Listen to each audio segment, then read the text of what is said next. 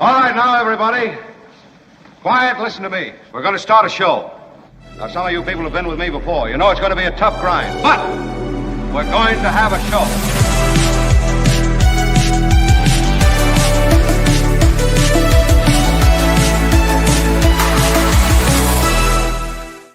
Thank you all. Wow. Please take your seats. It is so wonderful to have everyone here. Rainy and ugly in spots, but also sunny and a sign of blue skies in spots. I'm seeing that even as the Bay Area, which is in Northern California, northern parts of our mothership state, California, is soaked, the Bay Area is. There are also parts of the Bay Area that are, I'm seeing dry, Kim. It's very weird. You'll have to explain nature to me sometime. It's just unpredictable, you know? I'll get right on that, yeah. Yeah, Kim is here. Kim, how are you? And Albert's here. nature. Albert, thank you. Yes. Yeah. Albert is always on deck doing just enough for us to love him. And that is what the deal is. Not Today fake. That's real. we are joined by John Rothmann. The professor joins us bottom of the hour. He has written quite the tome on the Middle East. As you know, he knows quite a bit about it. We will talk about the shocking announcement made by Donald Trump yesterday in a Netanyahu presser that he had. That just one of the things that's shocking out of this administration. I mentioned the ongoing shock related to Elon Musk, who, in a remarkable workaround, has been granted access to the nation's most sensitive materials from an administrative and economic standpoint. I mean, once you give a guy who has no official clearance total control over the Treasury payment system, and if you think that's an exaggeration, look again. He and his henchmen, some of whom were 18 to 19 years old. We showcased them for you yesterday. It's these, kids that you'd find on a college campus who are, don't get me wrong, brilliant. I don't know how brilliant they are, but they certainly have some facility when it comes to technology. They run in the troop with Elon Musk. We'll get to that. But in any case, they've been given, again, all of these people have no background checks done on them. They have nothing. They have been given the key to the kingdom, and they are infiltrating the Treasury.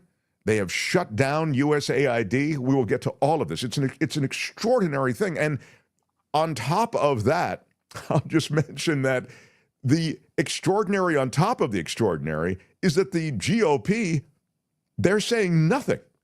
There is no pushback from Trump's party.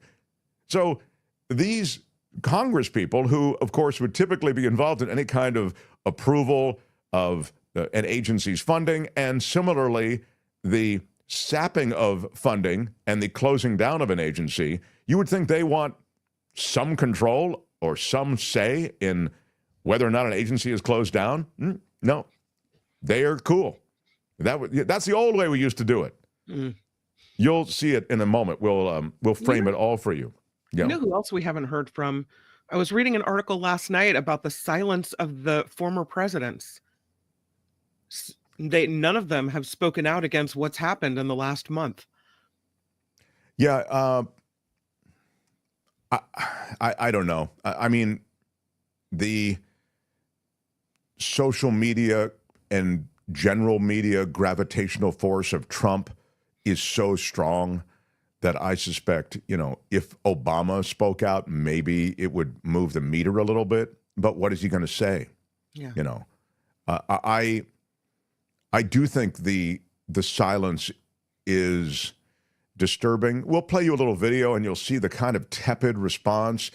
To be fair, the Democrats are in the minority, but you can still make a lot of noise in the minority. I always point to Tommy Tuberville, who was in the minority during the Biden administration, but who held up all of Biden's appointments and promotions for his military officers. And one senator did that. Well, that one senator made life difficult for Joe Biden. So you can do things as the minority party. Anyway, Great to have everybody here. Rainy in Southern California, we're told, by Citizen Morgan. Yeah. And all of you on the East Coast, I guess it's cold and snowy and icy and awful. So, Gaza BS is another distraction from the Musk heist, says Lakumeka. Well, as distractions go, it's a pretty effective one, but I don't. It's hard for me to figure out what's the distraction and what's the main event. You know, It's going to be the Riviera of the Middle East, Mark. Man, that seems like they used to say that Beirut was the Paris of the Middle East. No, And then it's bombing, terrorism, etc. And it, then it became the Paris of the Middle East with a small p. And then they just stopped referring to it as the Paris of the Middle East. No. But, The Mark Thompson Show. typically, we like to start the show with something that isn't so dark and filled with political intrigue and horror. And so it is, my friends, that I start the show today officially with news of Gisele, the supermodel, was married to Tom Brady. Now she hangs with her boyfriend, Joaquin Valenti. Do you know who he is? You must know. He must be is Wasn't he an he athlete? her yoga instructor, I think? Oh, it's her yoga. I was turning to the commish maybe for clarity, but yoga instructor would not be in his sports category. Well, in any case, exciting news. Gisele is she has had a child. That's Yeah. right. Yeah, it's that's right. He's no Tom Brady. Let's just throw that out there. I mean, he doesn't have the boyish look of Tom Brady or the Super Bowl rings, but I'm sure in his own way he is special. And by the way, he's not just a yoga instructor; he is a jiu-jitsu instructor. Oh, so what? I know. Whatever. So yeah, well, I'm just saying he has some skills. Okay.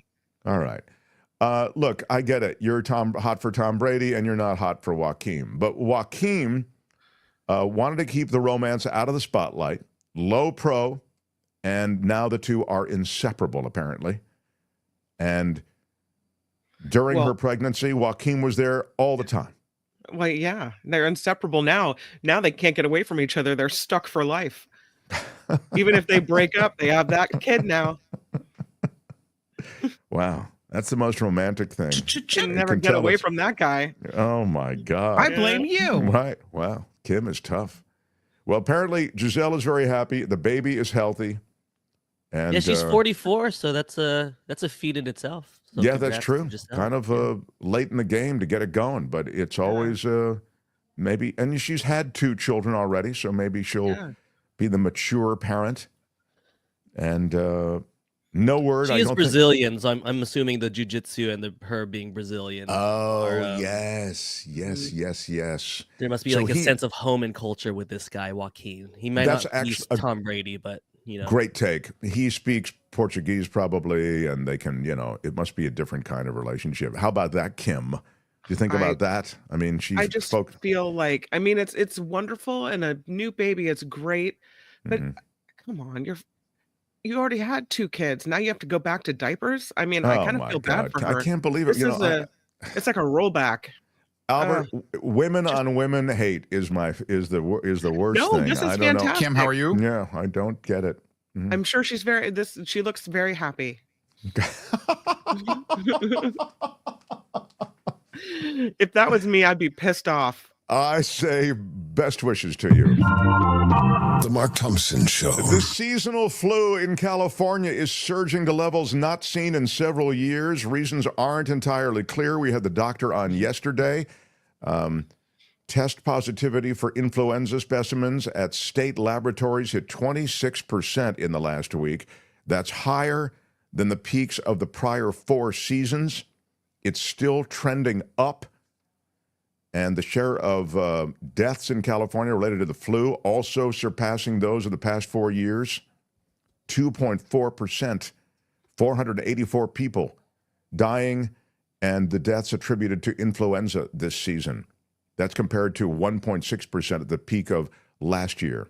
So just to mention, because we had the doctor on yesterday, he's a big believer in the flu vaccine and all the rest. I know vaccines are so, that's so 1950s. Really, I like my natural immunity to take care of everything. Well, if you are someone who is about vaccines and can see the value in vaccines, which I think is manifestly clear, maybe it's time to grab that flu vaccine. Flu went up because people stopped wearing masks, says Gordon. Oh, that wasn't mentioned in the piece, but maybe that is it. Problem solved. Mystery solved by Gordon. I asked the doctor, in case you missed it, we had a doctor on yesterday. He's really great with any number of issues. And I asked him... Dr. D, yeah, Dr. Daniel.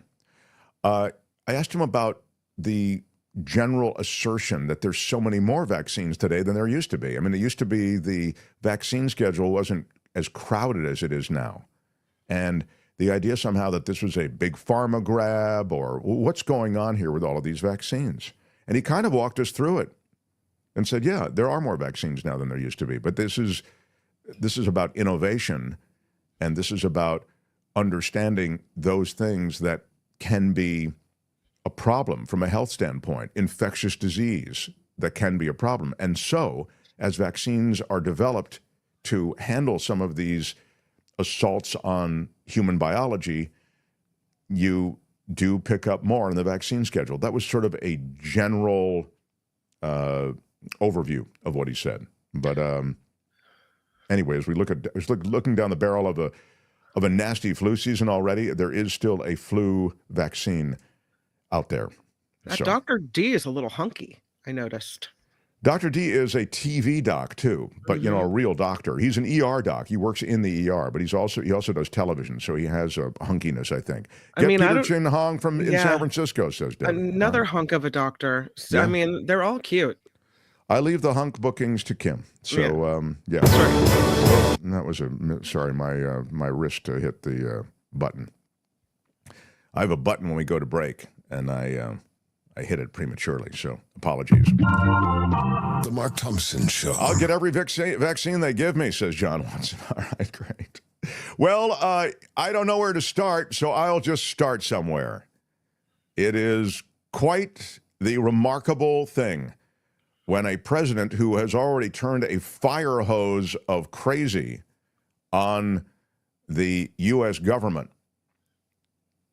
uncorks one of the more audacious announcements one could ever consider in a Middle East roiling with issues, having just been through the Gaza war, having just brokered a peace and hostage release and prisoner release exchange that isn't even complete yet. Benjamin Netanyahu, who leads Israel, goes to Washington. Trump makes an astounding announcement. Albert, if you would, please.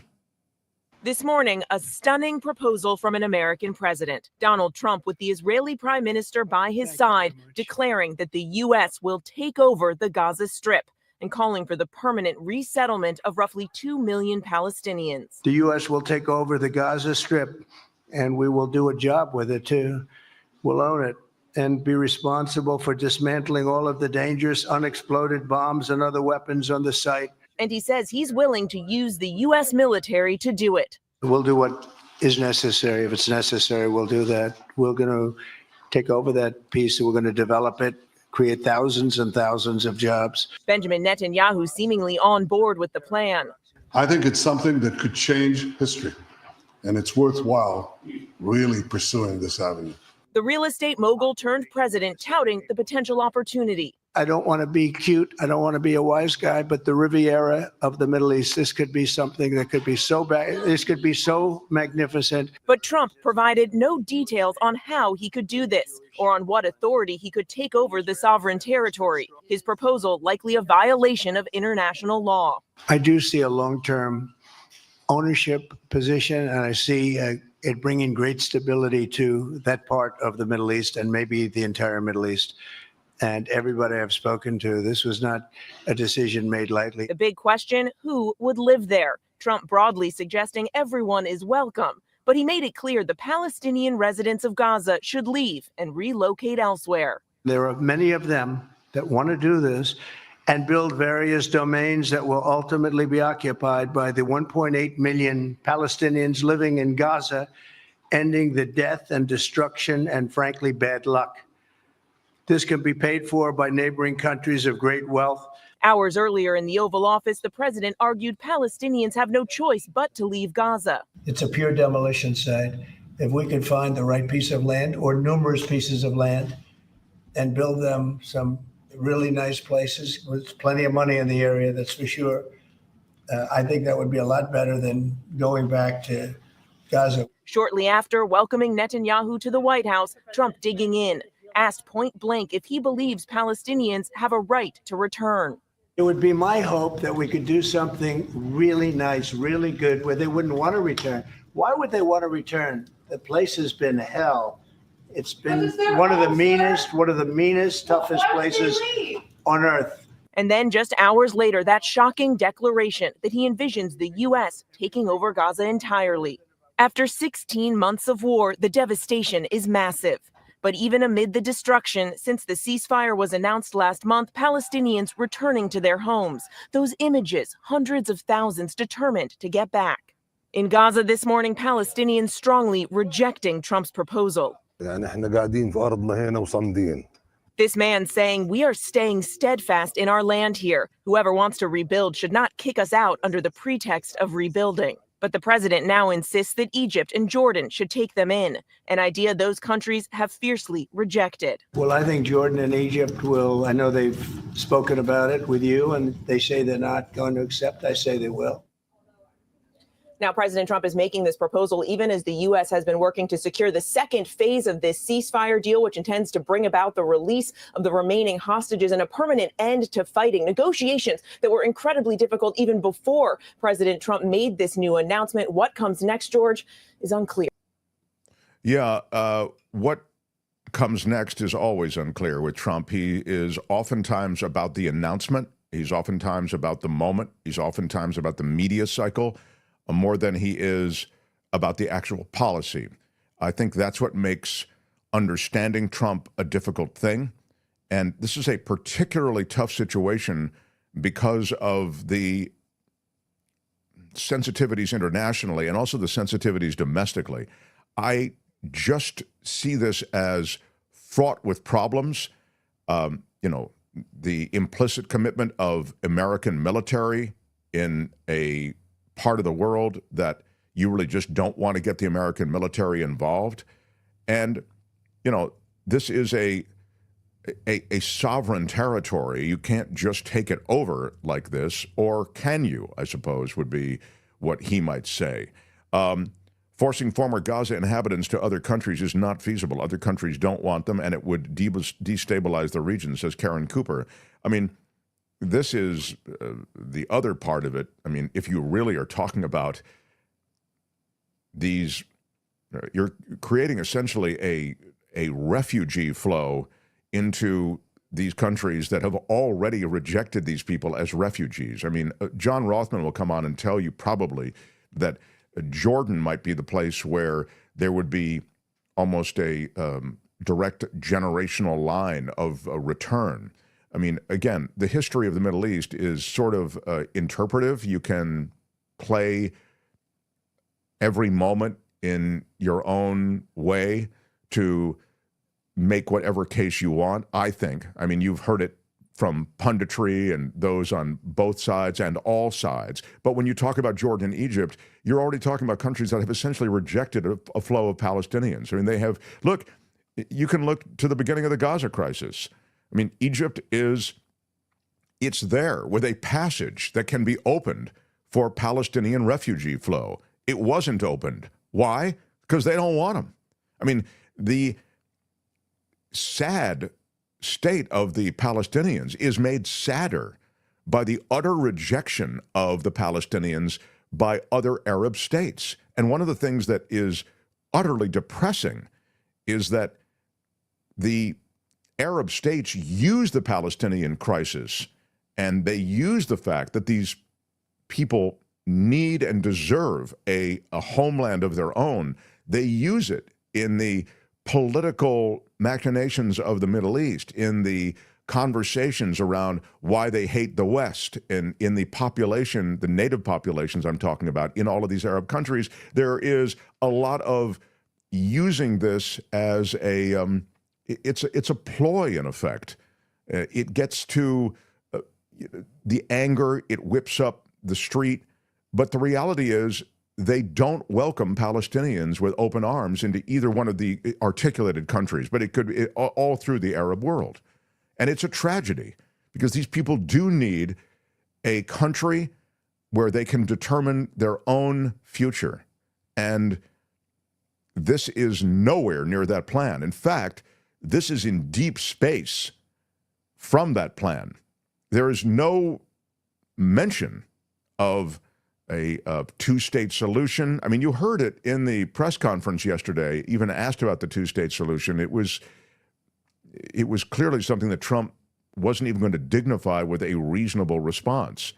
The idea is get these people a better place to live, and it's not Gaza, because we're taking Gaza. Now, as I say, there is domestic pushback on this.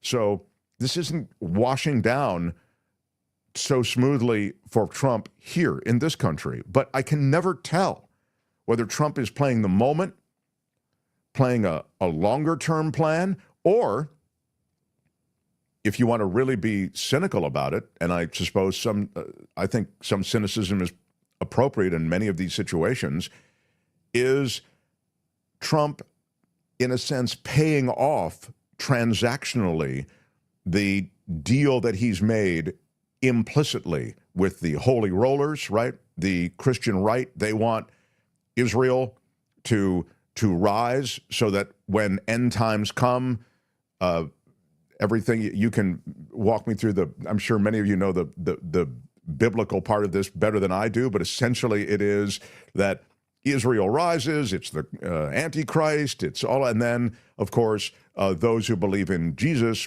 they're all saved and they rise and others perish. So, I mean, that's, I think, a pretty big reducto on it, but that's essentially it. And so anyway, the Christian right, they want Israel and value Israel for the Jewish people from that standpoint. But what you end up with is a lot of other sorts of transactional relationships with Trump, like Adelson, the widow of Sheldon Adelson. She is a huge donor to Trump. I mean, I think it was hundreds of millions of dollars. And so you end up with, it's certainly $100 million. You end up with her desire to support Israel being supported by Trump. And to whatever extent the GOP is organized around Israel, they are okay with our support of Israel. I'm talking about the U.S. flow of weapons to Israel, the U.S. flow of money to Israel. These are policies that the GOP does rally around. So they are political winners. But this is a giant step even greater than that which I've just described. It's more than sending weapons and money to the Israelis. It's more than sending money to the Egyptians. I mean, essentially, America bought peace with a check, and they got Egypt and Israel to chill out, and the Saudis, you've seen a warming of relations between the Israelis and the Saudis and the UAE, et cetera. These are all people and places, if you will. They're all political entities in the Middle East with agency in the Middle East dispute, and certainly with agency over what's going to happen to this huge Palestinian refugee population. This is so logistically, politically, economically, and militarily. This is an extremely complicated and divisive issue, and we'll have to watch it unfold more. I do want to talk to John Rothmann about it because he's just so educated in the region, and he can fill us in on more. I'm looking to the chat if there's anything. Can I throw something out there? What do you think about the notion that Trump says or does the most outrageous things, like make Canada a U.S. state, or buy Greenland, throw down tariffs on Canada and Mexico, Americanize the Gaza Strip, says things like this in order to kickstart negotiations, starting from a place that's so far to one side that as a negotiation tactic, that kind of spurs the talks to happen and gives him more of what he wants. That would possibly be one of his motives for doing something like this, because it's so outrageous. He can't possibly be serious. Well, I know that that's oftentimes something that we attribute to Trump, that these are negotiating tactics. I think we sometimes do this in an effort to normalize Trump. And well, you have to understand, he's doing this. This is part of the 3D chess that he's playing in negotiations. But the reality is that I'd suggest that, this kind of thing is wildly destabilizing. Even the announcement is destabilizing. The Panama thing is destabilizing. I mean, if you were really serious about making a deal and you were really bothered by the, quote, Chinese control, as you know, the Chinese are part of either end of the Panama Canal, but the Panama Canal is not controlled by the Chinese. But anyway, if you were really serious about whatever he's articulating, I mean, I think he's making this stuff up in the moment. He doesn't have any beef with Canada. There's nothing the Canadians have done or are indicating they're going to do that puts them on an adversarial footing with us, and yet you want to put a 25% tariff on Canadian imports. It's absurd. So I don't think any of this stuff really has substantive underpinnings. But if you want to, just to your question, suggest, hey, don't you think he's trying to kickstart negotiations of some kind? The way you really start negotiations is you back channel it. You don't do it with a pronouncement like this. That's the reason the State Department is so vital. That's the reason diplomats who are skilled are valuable, because they can actually. No, he doesn't get it. But I think there's been no indication that. I mean, this is more than. This is an insane. When I say insane, I mean audacious might be. I mean, insanely audacious might be the best way to put it. This is an insanely audacious announcement and policy if it goes into effect. Look, he was reading from notes where he said, we are going to take over Gaza. We're going to take over the region. I mentioned that because it's not something he just ad-libbed from his hip. It was a formal announcement. So, again, he's going to get a lot of pushback. I mean, even from those who are allies in the Middle East. I mean, you're just not going to get buy-in from the Saudis and from others. And we'll talk to John Rothmann more about that. I do want to get to Musk. Albert, I don't know what to do. Should I put Musk on the back burner and get right to Rothmann? What do you think? I can continue this conversation with John Rothmann if you want. Yeah, I think that makes the most sense logically. Yeah. Okay. Albert, thank you. All right, so I will do just that. And smash the like button like a boss. Smash it with your iron rod. It does help us in the world of YouTube. If you give us a thumbs up, it costs you nothing. And I'll also just mention, thank you for sharing the show. That's another way you can help us. It costs you nothing, but when you share a link to a segment or the show on Facebook or on whatever social media platform you're on, it helps grow our footprint. XGOP here, I just saw it. CC Ryder says, XGOP here, the rise of Trump was the perfect storm of religion and corruption. There is truth to that. I mean, the religious support that Trump got was more than just incidental. And finally, I would say, just as we're talking about politics and corruption, the idea somehow that there was this huge protest vote, independents who laid out, didn't want to vote for Biden, didn't want to vote for Kamala, really didn't want to vote for any Democrat because they saw the Democrats as complicit in the subjugation of the Palestinian people because of Israeli policy. I mean, this is the articulated position. And so they didn't vote for Trump and they didn't vote for Kamala. And the reason they didn't was, as I say, because of our policy in Gaza. So the point that we made passionately here was you're going to get a much more brutal treatment of Gaza and the Palestinians. You'll get a much more intense policy position from the incoming administration if it's Trump than you would get from an incoming administration that's Harris. Harris would have at least been workable on this issue of the Palestinian. And you can say, well, it would have been incremental. Anything she did would have just been window dressing. Okay, you know what? I would take window dressing over this. If this really happens, there is blood on the hands of those who laid out. I'm serious. How can you, knowing what was likely rising as Trumpian policy, how can you not see the moral imperative in voting against Trump? To me, it was a block that really mattered. Those votes mattered. So that's the political side of it. I don't begrudge anyone their vote at any time, but I would suggest that you could kind of see this train coming down the tracks. That's all I would say. So we'll talk to Rothmann next. The Mark Thompson Show.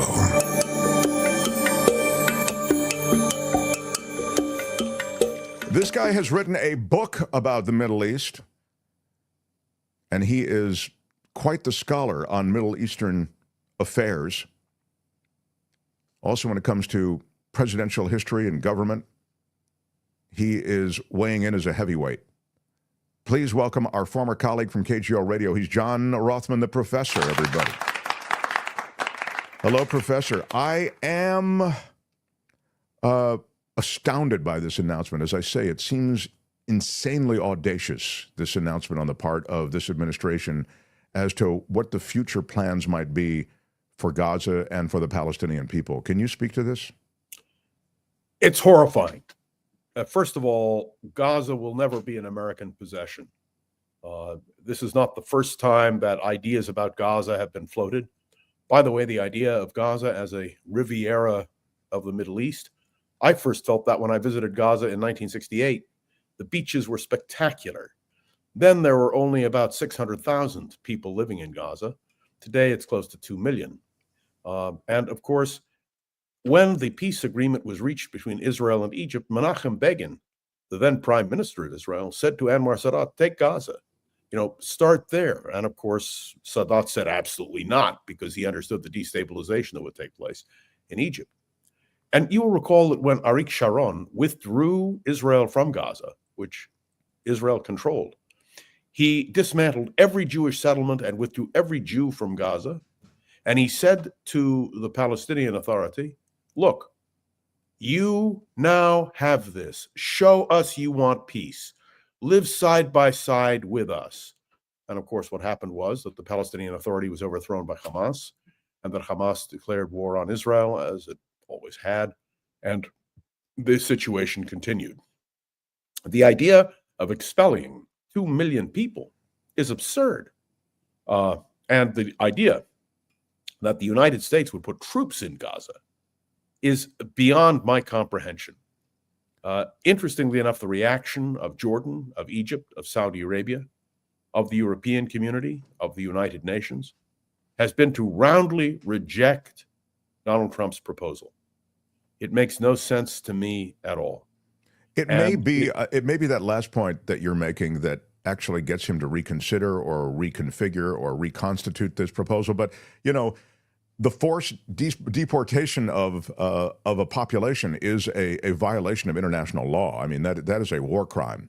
So, he's articulated a public policy which is absolutely a violation of international law. He doesn't care. Donald Trump is not a respecter of law. Take a look at what he's doing to U.S. aid, which is established by Congress. Look what he's going to do with the Department of Education. Look what Donald Trump does in terms of rights of privacy in this country. Just ask the people in the Justice Department, the people involved in the FBI. The problem with Donald Trump is he is no respecter of law or Constitution. And that is a profoundly disturbing aspect. I have to be honest with you when I say this. I worked for Richard Nixon. And when Nixon made the slightest moves that seemed to be unconstitutional, he was hit on it immediately. Where is the outrage about Trump? There is no outrage that is visible. And by the way, they're talking now about going to court. Well, the courts are stacked. He has effectively molded the courts in his own image. And so we have a real constitutional crisis in this country. But if I can go back to the Middle East for a moment, this is most unsettling. Somehow, there has to be a resolution of what's going on in Gaza. But remember, hostages are still being held. Not all the hostages have been released. That Israel is still on a war footing because of that. And one last point. I know you've got many questions for me today, but I just want to point out, I listened on CNN as the commentators referred to Gaza as the homeland of the Palestinians. Nothing could be further from the truth. From the Palestinian perspective, their homeland is what is now Israel, and that's the core of the conflict. Gaza was never a part of Palestine. It was an independent entity, if you will, controlled by the Egyptian government, and then by the British, and then again by the Egyptians, until the Israelis took it in 1967. And they took it because of attacks across the border. And so we are now caught in a very tangled web where everyone is rejecting it. You heard the news this morning that Marco Rubio, our Secretary of State, has now endorsed this lunacy. So I can only tell you, and when it comes to Israel, I'm pretty hardline, as you know. I believe that Israel has a right to exist in peace and security. I don't begrudge the Palestinians anything. But the idea that the United States would take over Gaza is nothing less than ridiculous. And I hope it's viewed that way by the world. Yeah, I as I say, it violates international law moving this population. I'm glad you referenced the fact that Israel used to be there, and it was a drama unlike any to remove many of those who had built, I mean, everything from avocado groves there to there were pharmacies and factories, and there was a functioning There were world flower greenhouses. And do you know when the Israelis pulled out, they left the greenhouses intact. They left a lot of stuff intact. The first thing the Palestinians did was to destroy the greenhouses because they wanted nothing that would represent Israel in any way, shape, or form. And that's part of the problem with the rejection. But can America legally take ownership of Gaza, which is the question I see on the screen right now? And the answer is no. We have no international authority to do that, any more than we would really have authority to take back the Panama Canal, or any more than we could annex Greenland or Canada. I mean, let me be completely blunt with you. Donald Trump throws out so much that the media and people like me have a hard time keeping pace with it. What do you address first? But the point is, and I want everyone to think about this with great care, he is the president of the United States of America. And when he says something, when he does something, some call it a distraction. It's not a distraction.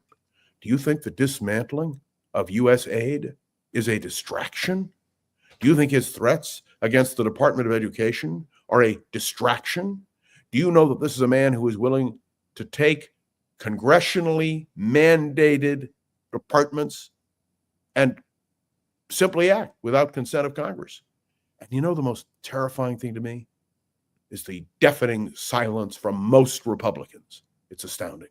Well, I mean, you just mentioned the fact that Rubio is, already the supplicant, as are most people in the administration, to whatever Trump wants. They're just going to agree. But I want to go back to something that Kim raised, and I think it's worthy of follow-up, and that's, is this, in its outlandishness and its absurdity and its illegality that we've detailed here, is this a gambit on the part of Trump that is a negotiation tactic so that you're trying to get Hamas to cede authority? You know, Hamas is not completely ceded authority at all to the Gaza Strip. They haven't only ceded it, they insist they are still in authority. Yeah. Okay, so I don't with agree that with said, so you don't see it as perhaps the idea being that he's trying to kickstart some kind of negotiation and brush back Hamas. No, I think he makes outrageous statements, but I don't think it's a negotiating tactic.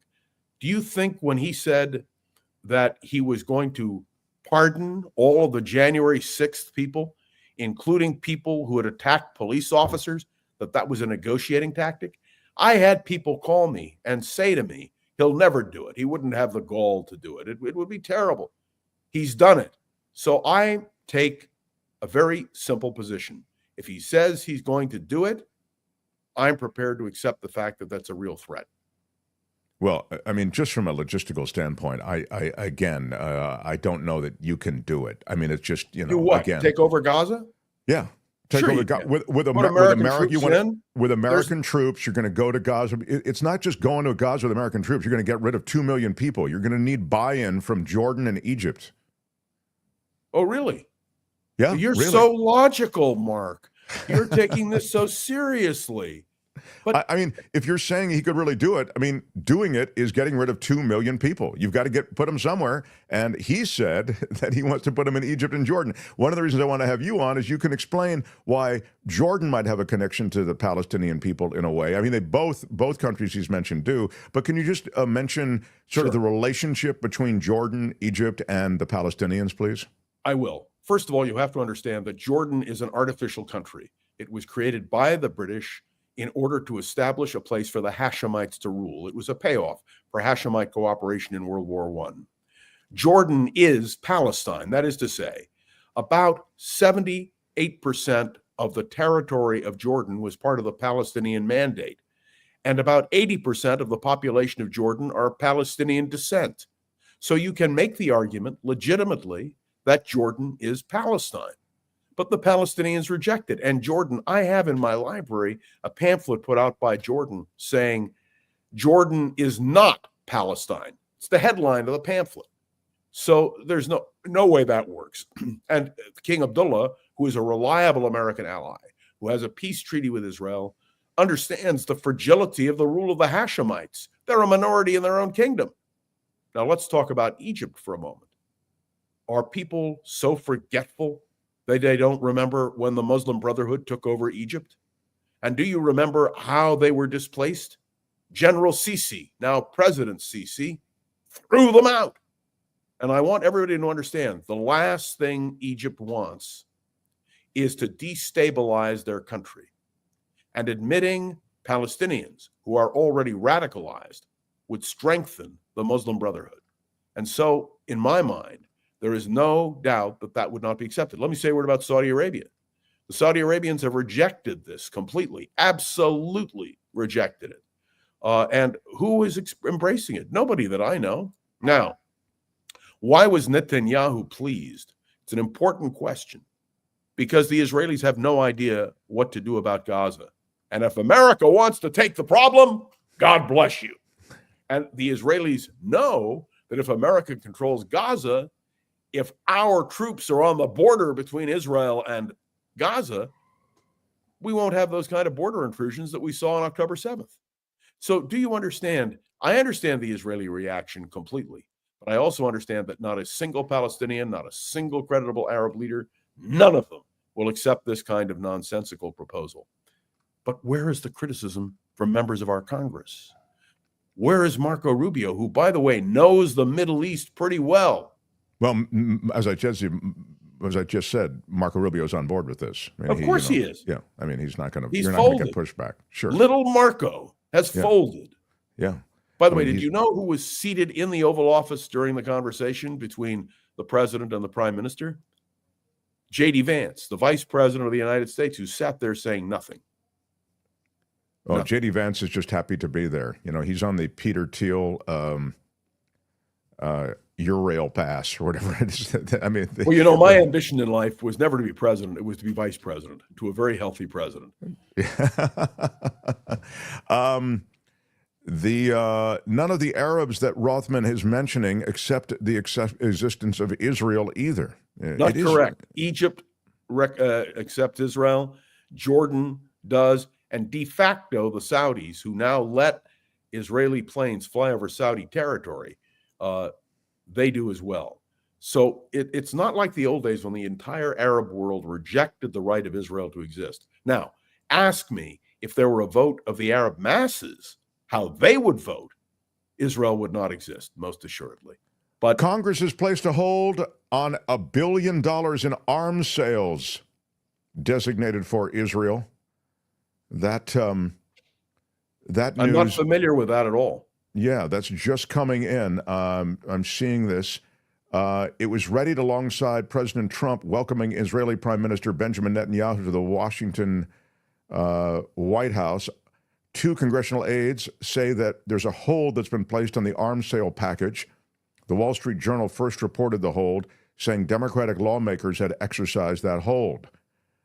Well, the Democrats don't control Congress, so there's no way that's true. It doesn't matter, exactly. By the way, there are a lot of things reported, Mark, with which I take grave exception. I'm always skeptical. I like to see where the votes are. By the way, you heard we have a new Attorney General of the United States, Pat Bondi, who is an election denier, for God's sake. I mean, you cannot.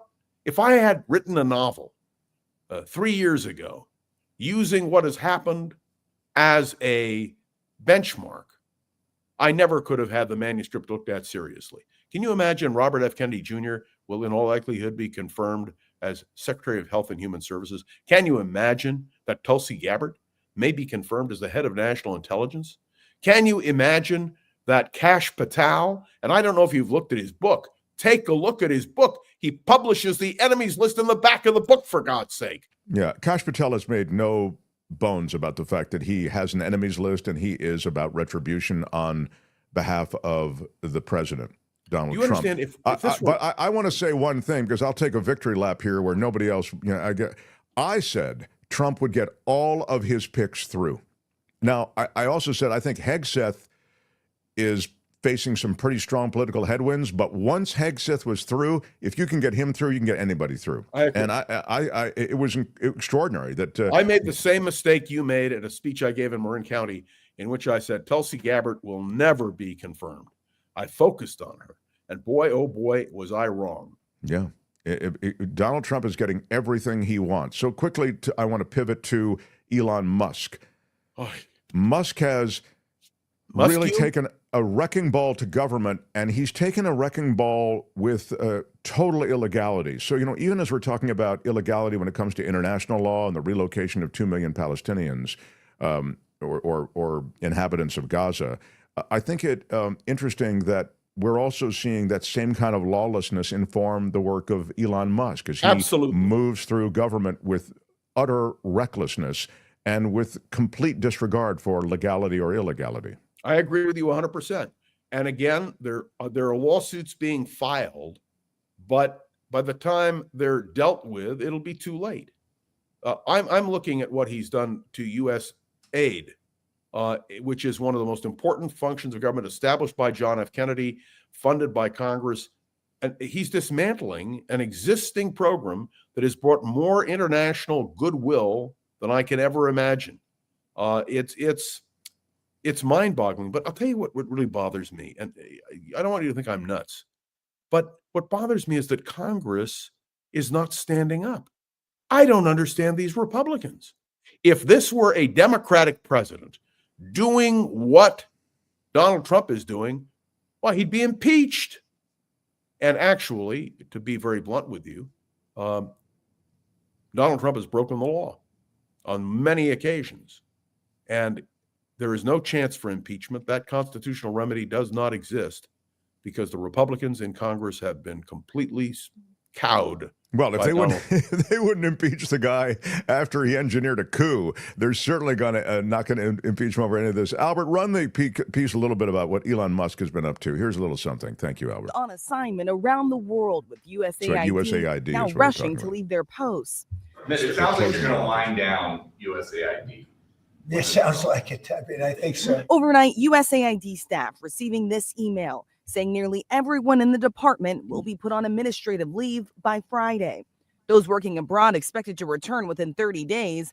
10,000 people work for the agency globally. Their projects pulled back after billionaire Elon Musk seized control of the agency, which provides foreign aid and assistance around the globe. Democrats stress it can't be shut down without congressional approval. Republicans applauding Musk. Why not go through Congress for that? Elon Musk because you're thinking about, I want to answer her question.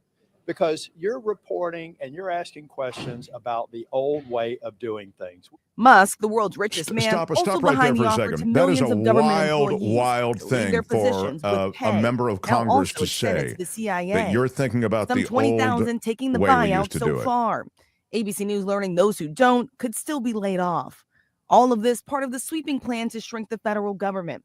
Musk and the president now setting sights on dismantling the Department of Education. President asked why he's nominating former WWE CEO Linda McMahon to lead the agency he wants to eliminate. I told Linda, I hope you do a great job and put yourself out of a job.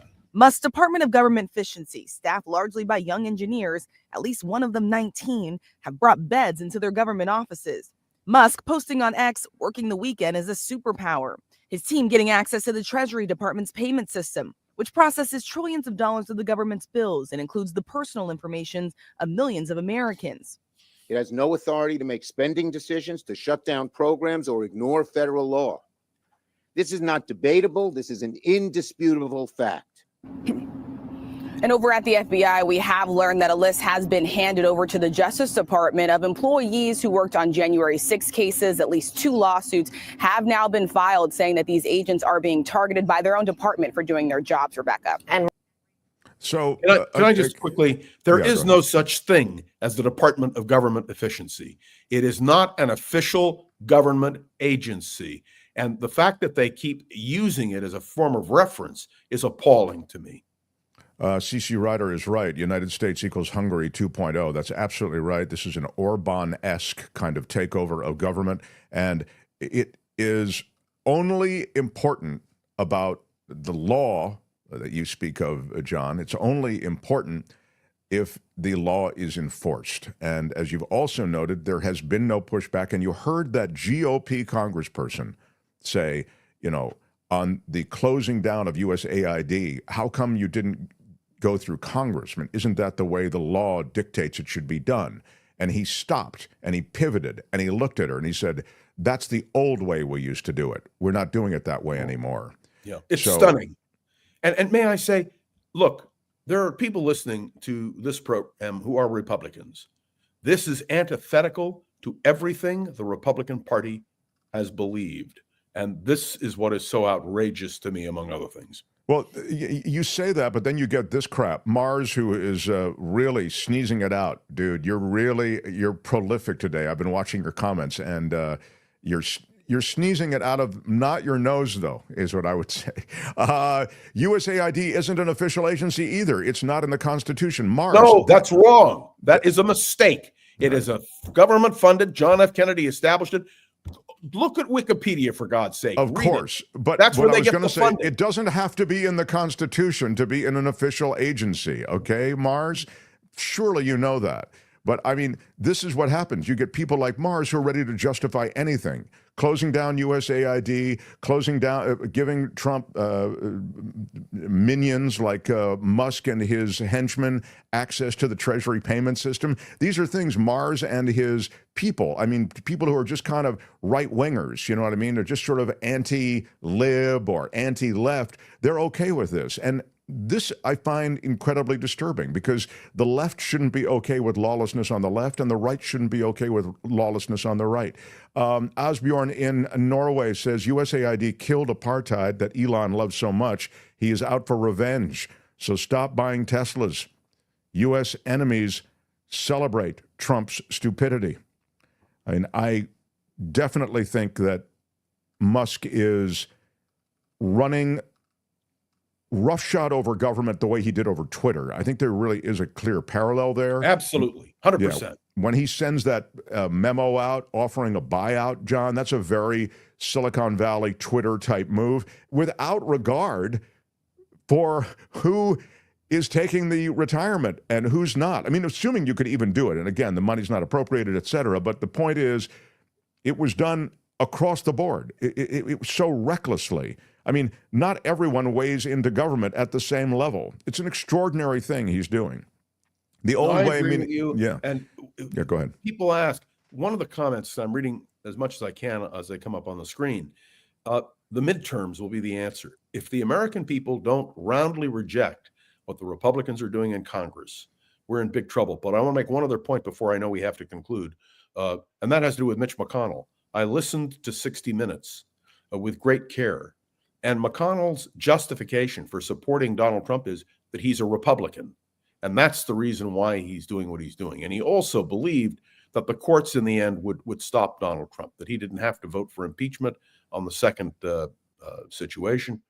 And I have to tell you, Mitch McConnell is a disgrace to the Republican Party and to the nation because what happened and what he is sanctioning was so appalling. So the Republicans have to come to terms with it, and I hope that the Republicans will be held accountable in the midterm elections with an overwhelming repudiation.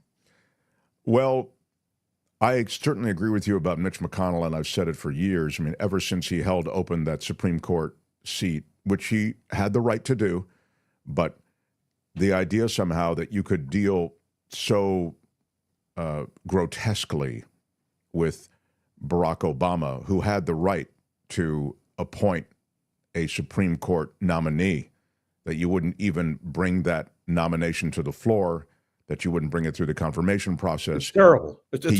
He used it as a political, he used that empty Supreme Court chair as a political pawn. You're right. It's an extraordinary thing. 100%. Yeah. The old way, meaning the constitutional way, says depressed Canadian. This is a dictatorship, no longer a hypothetical. You know, I know that it's oftentimes said it's a dictatorship, a coup is underway, and, you know, that's said for clicks, that's said for attention. But I said it the other day, this really is a coup when you give Elon Musk access, as he's gotten, unfettered access to the U.S. government treasury. I'm sorry. And to confidential information. Exactly. Exactly. So I do view it as a rising dictatorship. And when you have, as John has said, you have the tacit okay of your own party, the GOP. They're so scared of being primaried. They're so scared of being on the wrong end of all that money that Musk has to primary them. It's a serious situation. I want to know, Randy says, and have written to my Congressman Ro Khanna about what access to data Musk has and what he's doing with it. Yeah. We don't know. We don't know what he's doing with it, but we know he has it. He has access to it. And his people are now accumulating all of that material, and Musk will have it in his hands. And that should scare every American, left, right, center. Peter McLean said, you hit it, Mark, the old way of doing things. So the new way is to disregard longstanding process in the law? Really? Exactly. That's why I say it is a coup of sorts. It really is. Now, if you may be like, well, the government needs some shaking up and they need, I get it. Okay. But this is to grant people who have no background check. We don't know even who they are. He's tried to, Musk has, conceal the identity of those who've been involved in this takeover of the U.S. Treasury. And you know, well, takeover of the U.S. Treasury, Mark, that really exaggerates. Does it? Does it? He's allowed them to not only log in to U.S. Treasury computers, but he's allowed his people, these phenom kids that he has with him, Elon Musk, he's allowed them to reconfigure the computers at Treasury to allow a backdoor entrance for them on a continuing basis. So the computers at the U.S. government, formerly secure, are now reconfigured at the behest of Elon Musk to accommodate the ongoing connection that he and his people will have to be able to log in. It's is outrageous. the most terrifying action. And I want to say it again. The Democrats can't stop them alone, but the Republicans should step up. And if they don't, the next election hopefully will have the appropriate consequences. John Rothmann does a podcast. It's daily. It's called Around the Political World with John Rothmann. There's a lot to do. You may want to think of doing 2 podcasts a day, John. There is so much coming at us. It's anytime you want me, Mark, all you have to do is call. Thank you, my friend. John Rothmann, everybody. Thanks, John. Right on. John Rothmann. The Mark Thompson Show. Wow. Somebody called John brilliant. Let me go back to that. Brian Wright. Thank you, John Rothmann, for your time, contribution, and brilliance. Brilliance that you share with us every Wednesday, my favorite day each week. Wow, Brian Reich is a fan of John Rothmann. Love it. Well, we love him too. So very cool. Spencer Jaffe with a $50 super sticker. That is extraordinary. Spencer, big shout out. Big shout out to you. That's incredibly generous, incredibly needed, and we really do appreciate and adore the way you support the show. Thank you, sir. Wow. Recruitment in the Army is down, says Cousin Erie. This should help. Yeah. You're talking about the declaration of a Middle East policy? Yeah, I think that's... Chantal, thank you for the super sticker for $6.99, a $7 super sticker from Chantal. Thank you for that. And I don't know. There we go. On my prediction that he'd get all of his picks through, Marsh said, you also said Biden wouldn't step down, tee-hee. No, I actually, I don't remember what I said about Biden, but everything I said about Biden, I think, came to pass. I mean, I might have said, I don't know. Did I say that? I believe he wouldn't. I don't remember ever saying that. I would happily own it. There's nothing I like more than apologizing, as you know. But I don't believe that I had that wrong. And he didn't step down. You mean step down from the race? I didn't have any opinion on that, so you're wrong about that. But if you mean step down from the presidency, yeah, I stand by. I didn't think he'd step down, and he didn't step down. So next election will be worse, and they already make voter restrictions. Yeah, Chantal, we'll talk of this a bit about voter suppression and the next election with Greg Palast, who I think comes through tomorrow. Look, voter suppression is a real thing. We've spoken of it not only with Palast, but with Georgia congressperson, you'll remember, and with others who are involved in watching voting. And we've seen it. I mean, they've taken it to high art in many states, Georgia among them. So, yeah, we will watch the situation with the voter suppression, anticipating that there will be way more.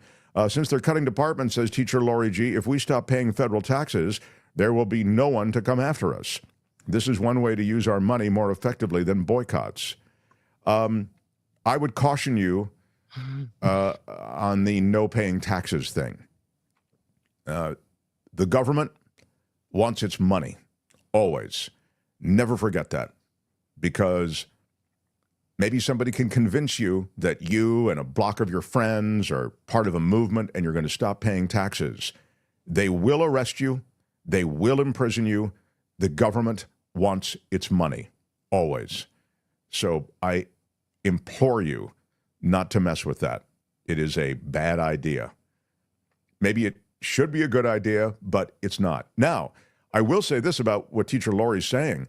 They are pulling apart the IRS, yet another department in U.S. government that they are taking control of and watering down. So U.S. enforcement of tax laws will be watered down. So there won't be the vigorous pursuit of those who owe money. Most of that, though, won't affect you unless you are super rich. It's the super rich people who they have essentially given a pass to by just diminishing the number of IRS agents and those in divisions associated with enforcement at the highest levels. They've just diminished those numbers. That's one of the first orders of business of this new Trump administration. I believe Trump cheated in the election, even if I can't prove it, says Stephen. No, you're not alone. There are many who agree. Harry Magnan says, never F with the IRS, never. Yeah, that's my advice to you as well. So, more of your comments. Please smash the like button. I have much to do. I wanted to... The Mark Thompson Show. I wanted to shout out to our Southern California viewers and listeners.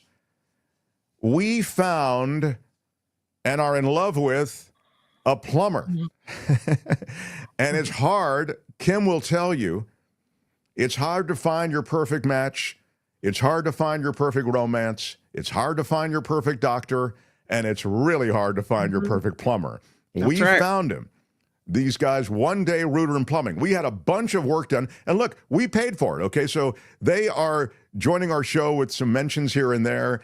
But it's not like we didn't pay anything, so we're giving them in. No, we paid for a big job, plumbing job. And at the end of it, Courtney and I looked at each other and said, these guys are amazing. They're great. They're so attentive. They're less money. They're more economical than all the other plumbers we spoke with. We auditioned many plumbers, Kim. We were doing the speed dating of plumbers. And these guys won the competition. And then when they actually showed up and did the job, they did a remarkable job. One day, routerandplumbing.com. The number one, by the way, if you're just listening, it's the number one day, routerandplumbing.com. I love how they tried to get you guys to DIY it. They tried to help you through it without even coming out. Yeah, Kim is right. They were actually offering us all of these solutions so that they wouldn't have to come out and charge us. Yeah. I mean, it was quite extraordinary. I don't think you see this kind of thing from most of the plumbing organizations. We've all of us been around for a while and dealt with a bunch of plumbers. And I'd love for you to contact Bob and Josh. It's a family-run outfit. And if you're in Southern California, again, Los Angeles and Orange County, One Day Router and Plumbing, give them a call or reach them through their website, the number one day routerandplumbing.com. You can also send them an email, info@onedayrouterandplumbing.com, and their number is there as well. And if they don't fix the problem, they say there'll be no charge. They are sewer and drain experts. They do water leaks, drain leaks, gas leaks. They say no job is too small, no job is too big. Family owned and operated, licensed, insured, bonded. And if you mention our show, you'll get 10% off whatever job they do. And if you are a senior, a military person, or a first responder, you get an additional 5%. So potentially 15% off anything. The service area that they handle is LA County and Orange County. So all of our friends in LA County and Orange County, check them out. I think you'll be very happy. As I say, we really love them. So check them out. One Day Router and Plumbing, the number one day routerandplumbing.com. Bob and Josh, right on. The Mark Thompson Show. All right, we're into hour 2. I can't believe it, but I want to make sure I don't skip any comments, so you'll keep me posted or put them on screen if I need to be attending to anything. Chaplain Fred with a $20 super chat saying, "Hello, Mark and Kim. Glad to be listening to you once again. I am just in shock about all the madness Trump is spewing. I have no words or the energy to keep up. I guess we should duck, hide, and cover." It is true that there is a lot going on that is shocking. There's a lot going on that is maddening. I will say one thing to you, Chaplain Fred, and to everyone, and I'll remind you of this because I've visited a couple of times and even played you the video of Steve Bannon talking about this. He said, we are going to flood the zone. We are going to shock the media. We are going to keep the media so busy that they can't possibly decide on what to focus upon. This is an articulated strategy. So even as we are overwhelmed by this, the idea is to overwhelm the media, and so that we, getting our information through the media, are also overwhelmed and we don't know what to focus on. It's a politically sound strategy. I mean, do you focus on the closing of USAID? Do you focus on the hacking of the Treasury computers? The infiltration of U.S. Treasury by people who have no clearance whatsoever? There are no background checks. They're just Elon Musk's people. Do you focus on the way Musk is going through other departments and offering buyouts to everyone? 7 to 8 month buyouts, completely unauthorized by Congress, essentially decapitating the U.S. government. I mean, where do we focus? Do you focus on Gaza and the fact that Donald Trump is suggesting that the U.S. actually have a presence in Gaza, take it over, even not ruling out a military presence? I mean, these are overwhelming. I'm leaving out the immigration. I mean, the immigration stuff is wild. Suggesting it's now been stopped and enjoined in a court, the birthright citizenship, which is stipulated in the Constitution, they want to do it away with it. And half of America wanted this. Half of it keeps, as I look and think, how much more outrageous can it get? I just have to say, okay, half of America said, yeah, okay, this is a thumbs up. Carry on. some of his declarations, some of what he tried, I'll give you an example. I mean, again, that I haven't just mentioned in that laundry list I just went through, the freeze on all government spending. He walked back almost immediately. You'll remember, it was announced in the morning and it was unfrozen in the evening. How much of this is associated with what I was just talking about, the Bannon fire hose of flooding the zone with all of these shocking announcements and policies, and then you back it off and the media is just left in kind of this hall of mirrors of policy announcements. They don't know what to treat seriously. They don't know what to have their pundits comment on. How much of this is that and how much of this is serious policy? I mean, you could say that the Musk stuff is, come on, he's not really going to give Musk access to the Treasury Department computers. He did. He did. And as I say, they have backdoor access now to those computers. They're able, with their people, to continue to monitor and even alter the way the Treasury Department dispenses money. The other absurdity associated with that was the shallow understanding. I mean, again, Musk doesn't know anything about the U.S. government. He has U.S. government contracts that he's trying to both protect. He's trying to kneecap, I would think, his competitors, right? He's already done it with the tax incentives associated with electric vehicles. So he has an agenda. The tax incentives with electric vehicles, if you recall, he wanted to eliminate them. The reason for that, you say, why would he eliminate them? And he's part of Tesla. He's CEO of Tesla.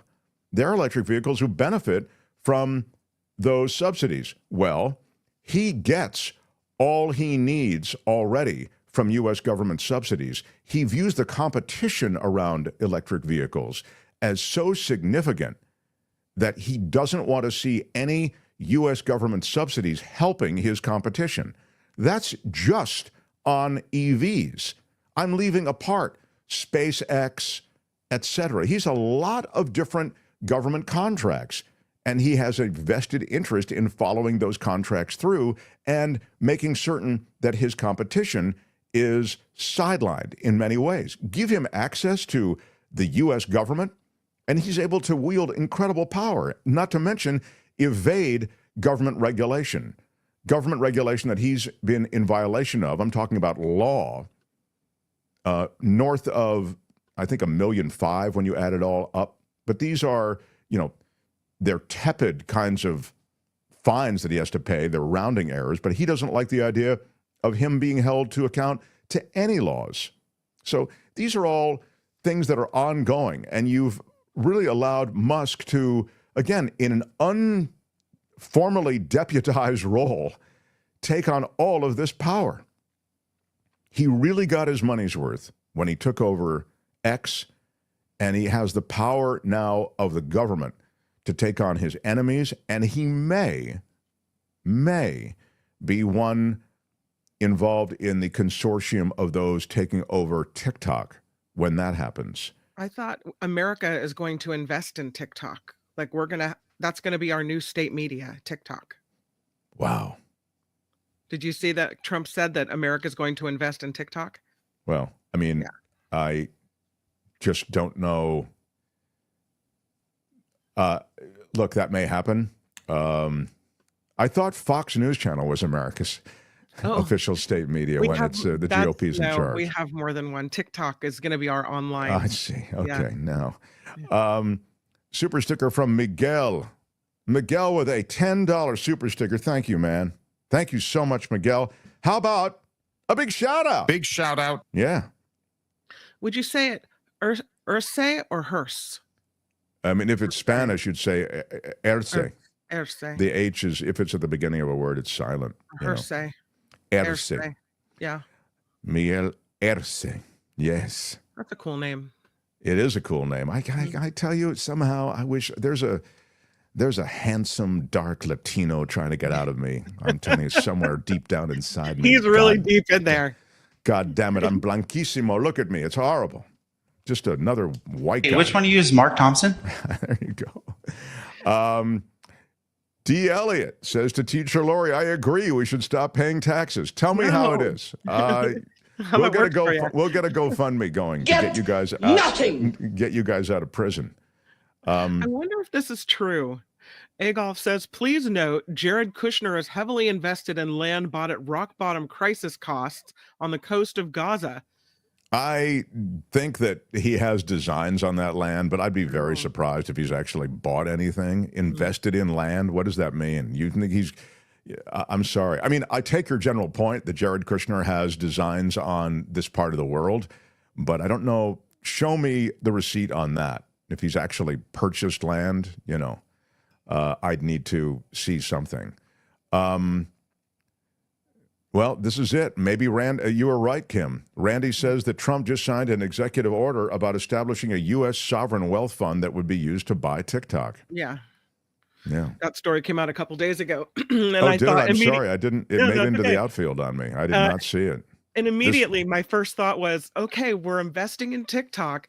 If the United States buys TikTok or owns a controlling interest in it, whatever happens there, that will probably become our new state media. Really. I mean, and they know, because we saw what happened with X and everything else, that the person who controls the message controls the country. Yeah, there is that. I mean, I'd also say, though, that TikTok has a very specific massive group of consumers, users. But, for example, I think most of the people who watch this show don't use TikTok. We're on TikTok in this house. Courtney swears by TikTok. I'm in and out of TikTok. I like YouTube, but I understand how TikTok could be valuable as a propaganda tool for Trump. D. Elliott says, Mark, if 50 million folks don't pay taxes, there is no way they can come after all of us. Wow. It's a wild idea, but it just might work. They don't arrest 50 million people, Mark. I would suggest, D. Elliott, that they'll arrest enough of the 50 million that you'll be sorry you didn't pay taxes. Please, I beg you, I care about my audience. Don't buy into that I'm not going to pay taxes and it's part of a protest thing. The penalties are crippling, and the government, I'm sorry, they come after their money. If you were a wealthy industrialist, if you were a tech bro, maybe it's different. But even then, I think the government would come after their money. I mean, of course, if you're a wealthy industrialist or tech bro, you wouldn't need to worry about taxes because you would pay almost nothing anyway. That's just the way the society is set up and the government is set up. Reuters and CBS are reporting that the U.S. Treasury says Elon has read-only access to payments. That's not what I've seen in other reporting. Thank you for that, Gregory. I'm not seeing that at all. In fact, I was seeing something this morning that suggested that he has backdoor or back channel, and those of you who are in the tech world can correct me on the nomenclature, but there is a term where you essentially leave the back door open, so he continues to, maybe he just has continued access to read only. But tell me why you bring all of those tech people with you if you're only concerned with the read-only access. I've also seen that he did download files. So the idea somehow that, well, he's just looking. I mean, I'm seeing more and more reporting on this as it is leaked out by those who are at Treasury, that these people are doing more than just sort of jumping into Treasury computers and reading things. They are reconfiguring things. My belief, Trump already considers American money as his own, says Chantal. I mean, there probably is some truth to that. I mean, he already is looking at a pretty substantial deficit that will be bloated by the tax cuts that are coming, and they are coming. So I heard they wrote code, says Rick. This is what I was reading as well. So I'm very much convinced that they didn't go in there with some sort of read-only mandate. I mean, there is nothing about Elon Musk's movements through government so far that have included, as I say, closing down a U.S. government agency he doesn't have the power to close down, offering buyouts to government workers across the board that he doesn't have the power to offer. There is nothing about any of that that would suggest, but when I go into Treasury, I'm only going to do this is a read-only type thing. I'm bringing my people, but it's read-only. Really? There's nothing else about what he's done thus far that would suggest that that would be his strategy. So I want some news from Kim. News and commentary is to follow. And then Belinda Waymouth with It's the Planet Stupid Today. We will we'll get into some of those things that are going on with this wonderful world that we are in. Smash the like button like a boss if you would. Subscribe if you haven't already. Kim's News as we continue. Ladies and gentlemen, I'm Shadow Stevens. This is the Mark Thompson Show. Keep it to yourself.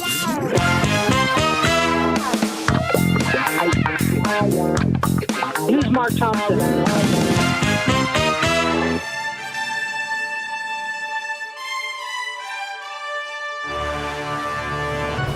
On the Mark Thompson Show, I'm Kim McAllister. This report sponsored by CoachellaValleyCoffee.com. A federal judge is blocking President Trump's bid to restrict birthright citizenship as outlined in the United States Constitution. The judge heard arguments Wednesday in Maryland related to a request by 5 pregnant, undocumented immigrants to put a preliminary injunction in place blocking the executive order that Trump signed on his first day in office. The women and 2 nonprofits filed a lawsuit against the Trump administration, alleging it violated federal laws as well as the Constitution. President Trump says Palestinians must leave Gaza. What? Trump and Israeli Prime Minister Benjamin Netanyahu met in the Oval Office Tuesday, with Trump saying the United States is prepared to take over that occupied territory. He didn't rule out the possibility of sending in United States troops to help accomplish that vision. The Palestinian militant group Hamas, the de facto rulers of the Gaza Strip, called Trump's remarks ridiculous and said they carry with them the risk of igniting the region. Pam Bondi is the country's new attorney general. Bondi sworn in this morning after the Senate confirmed her yesterday. She is a former attorney for President Trump and has called the prosecution of those involved in investigating Trump's felonies illegal. The Justice Department says it will not fire FBI agents who acted ethically in investigations into the January 6th rioters. Well, that's rather subjective, isn't it? Yeah. And an email to all FBI agents came as acting Deputy Attorney General Emil Bove said he would remove anyone he found to have weaponized the department. Earlier this week, agents filed a lawsuit against the DOJ after it demanded a list of workers who investigated Capitol riot cases. The list was eventually turned over, with the agents arguing it could be used as part of a retaliation campaign. New details suggest the U.S. Army Black Hawk helicopter that collided with an American Airlines jet outside Washington, D.C. last week was flying about 300 feet higher than it was supposed to. That investigation continues. Yeah, we had said 100. Remember, it was first 100 feet, then it was 200 feet, and it clearly was the Black Hawk. And, you know, what they're doing, running those training drills alongside such a busy airport there in Washington, that's all being re-examined. And of course, they suspended those exercises during this time that they've been, meantime, investigating and, frankly, fishing out the wreckage and those poor souls who lost their lives. I wonder if anyone will come out and apologize for blaming DEI if it's found that DEI had nothing to do with the Black Hawk chopper flying too high. Yeah, No they're apologies? not big on apologies. No. Correction so- and apology. Yeah, Nothing? they're not. No? That's right. They're not really. No? That's right. It's You a. get nothing. Correction and apology. We were wrong about that DEI thing. Who wants to be the spokesperson to go out and apologize to the American public on it? I'm guessing nobody volunteers. To quote another drop, you get nothing. That's right. Albert, do you have the get nothing? I don't know if I have it. That's one of my I know. favorites. You get nothing. Thank There you, it Albert. is. Thank you. As Mark mentioned earlier, the Midwest and Northeast are dealing with the winter storm today. It's forecast to bring Snow and ice to the region. Cities expected to be hit by the storm: Chicago, Cleveland, Philadelphia, Washington, D.C. The weather could cause power outages and travel issues. The wintry conditions are expected to continue through tomorrow. We're drying out a little bit in the Bay Area here in California. The storm yesterday brought strong rain and heavy winds to much of this region, triggering flooding in low-lying areas. Winds of up to 60 miles an hour knocked down power lines and trees around San Mateo County, leaving conditions pretty treacherous on the roadways. Was it bad at your house? It was flooded. There were streets around my town that were closed down. Kim lives in a little house at the end of a little street, surrounded by little trees, by a little town, a little fence. Yeah. Elsewhere, evacuation orders were issued Tuesday for Sonoma County residents living in low-lying areas near the Russian River. The National Weather Service says downtown San Francisco saw 2.53 inches of rain on Tuesday, and that broke a record that had been set at 138 years ago. It felt at times yesterday like it was coming down sideways, heavy, heavy rain. Meanwhile, speaking of Sonoma County, there was a landslide being blamed for sending a Sonoma County home crashing into the Russian River. Fire officials say this home near the Forest Hills Hacienda Bridge in Forestville slid into the river after this landslide, and pieces of the house could be seen floating downstream. Authorities say the home that ended up in the water was not occupied at the time, and no injuries were reported there, but really quite a sight.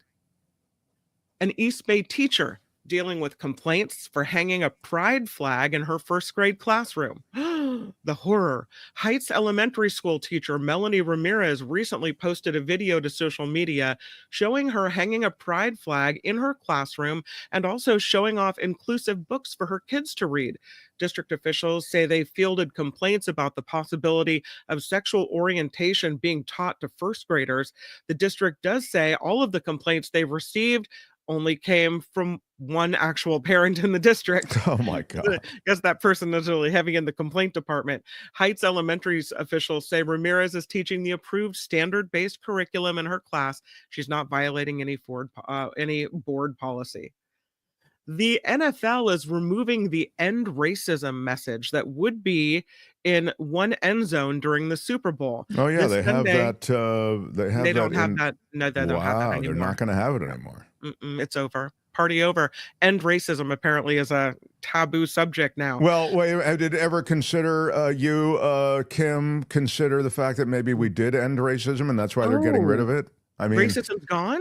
Yeah, well, maybe. I'm just. I Why didn't are we realize not dancing in the streets? I mean, it should be a celebration. I was kind of busy on this Gaza thing, so maybe I lost track. But I mean, they're taking it up that message. Maybe they have actually ended it. That's all I'm saying. Sure, they could scratch that. Typical lib, always just wanting to dump on them for taking up the. This Sunday will be the first Super Bowl since 2020, so it's only 4, without one of the end zones saying "end racism." The NFL is replacing the message with the phrase Budweiser? Oh, no, that's good. Any other guesses? Yeah, I would think something like I don't know. What else do you think? What would you like to see there?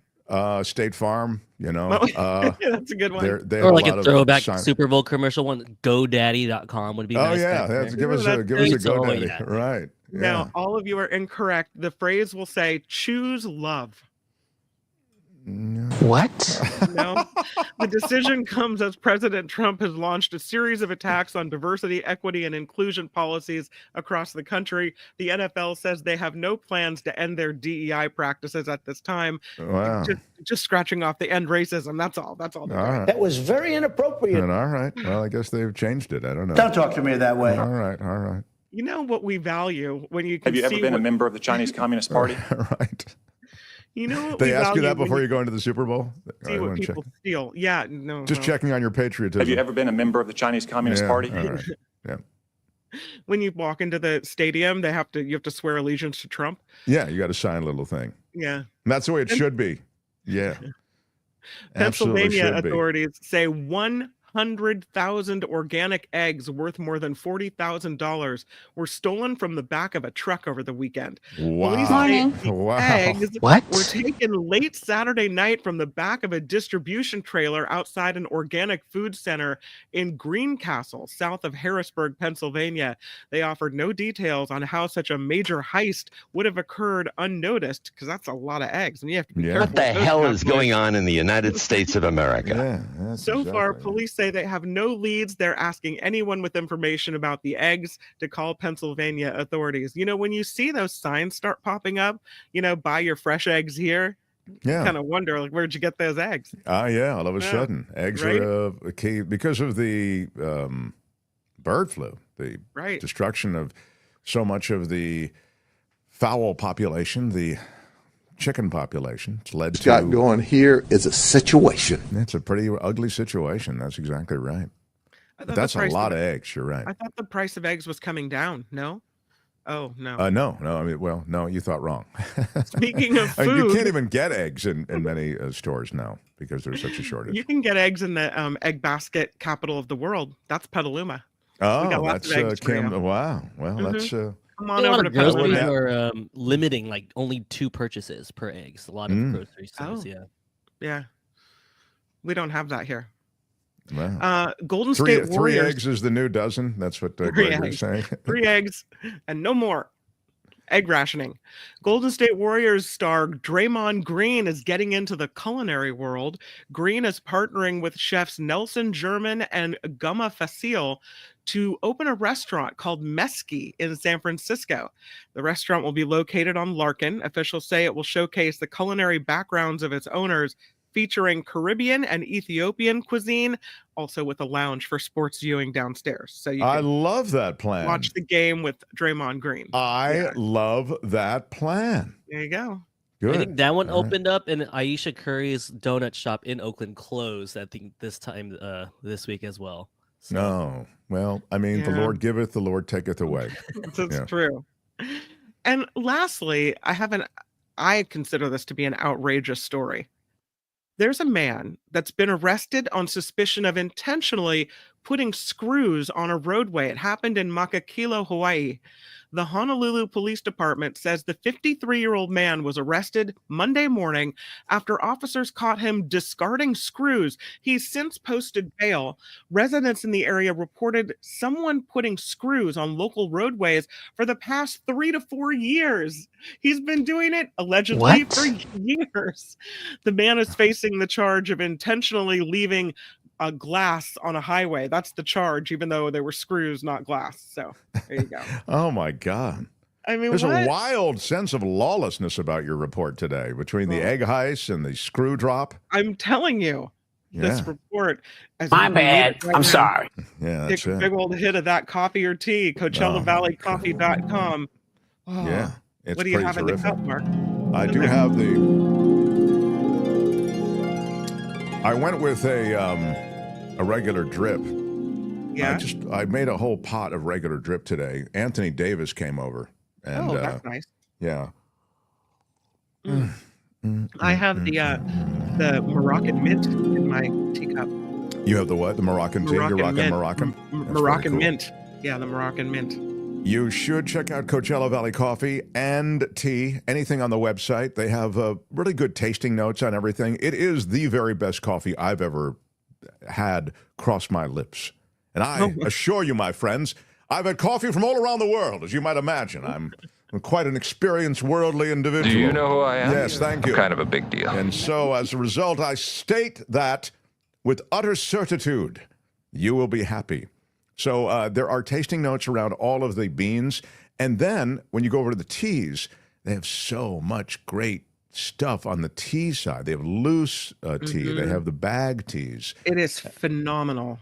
Yeah. I really am so happy that they have come over. And as I mentioned to you before, I used to use their products. I mean, for years I was drinking their coffee, and I'm just so delighted that they are actually on the show. So, and people have really responded, and they've used our discount code, which you should use, CoachellaValleyCoffee.com. When you check out, you can get anything on the site. If you like their merch, whatever it might be, you can check out, but use the discount code MarkT, and they'll give you 10% off everything, okay? Again, CoachellaValleyCoffee.com, and at checkout, use the discount code MARKT all together and get 10% off. You will be very, very happy. They've made a lot of friends through this show, and I appreciate everyone, connecting with our sponsor. They're very, very supportive of the show, and we appreciate you guys connecting with them, and we know you're happy. Very cool. And I know my report is over, but I don't know if do you remember Dennis Richmond from KTVU? Of course. He was a terrific anchor on KTVU for years. Yeah, he passed away. KTVU is reporting that he has passed away. Yeah. Albert, can you rally a picture of Dennis Richmond? Handsome guy. Sad to see him go. Yeah. He once said to me, do you want to join me for archery in the Oakland Hills? Well, that's fun. It just was the most exotic offer. That's the reason I remember it. There he is, Dennis Richmond. Yeah, can you kind of see how he was like a big of stature, Yeah. He was such 81, a solid figure. How old? 85? 81. 81. Mm-hmm. Yeah. Mm-hmm. Gosh, he was just so handsome and so like stalwart, like there every night on the. It's a fixture in Bay Area news. Thank definitely. you, fixtures exactly. There he is. That's a vintage shot of Dennis Richmond. Wow. Yeah. Sad to see him go. Really great news anchor, super solid, and glad you at least gave us a moment to recognize his work. Thank you. I'm Kim McAllister, and this is The Mark Thompson Show. The Mark Thompson Show.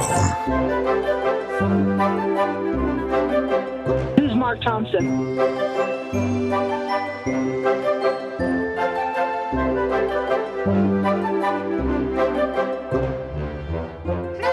Hey, Mark. It's George Santos here.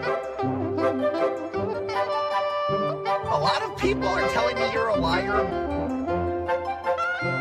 That's pure speculation. What's a little lie between friends? Morning. We're in better shape, but I don't think we're in wildly better shape. Your Honor, I'd like to ask for a recess. This is a word from the Lord, and he's not happy. Good day, sir. Seriously, what the? Why are you yelling? Yeah, loving it.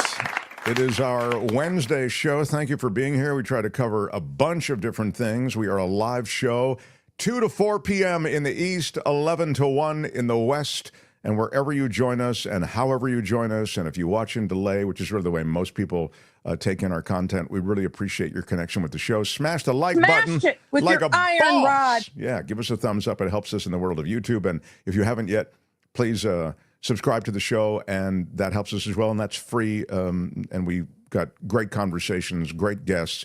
Among them is our next guest. On Wednesdays around this time, we do a segment about the environment, about the earth, about the challenges in all of the ways in which we are challenged on this planet. We do it in a segment we call It's the Planet, Stupid. The planet Earth. Some call me nature. I am very passionate about the planet. Earth. A living, breathing planet capable of sustaining whatever life forms we see fit to deposit on it. Spock, judging by the pollution content of the atmosphere, I believe we have arrived. It's the planet Stupid. No. It's the planet, stupid.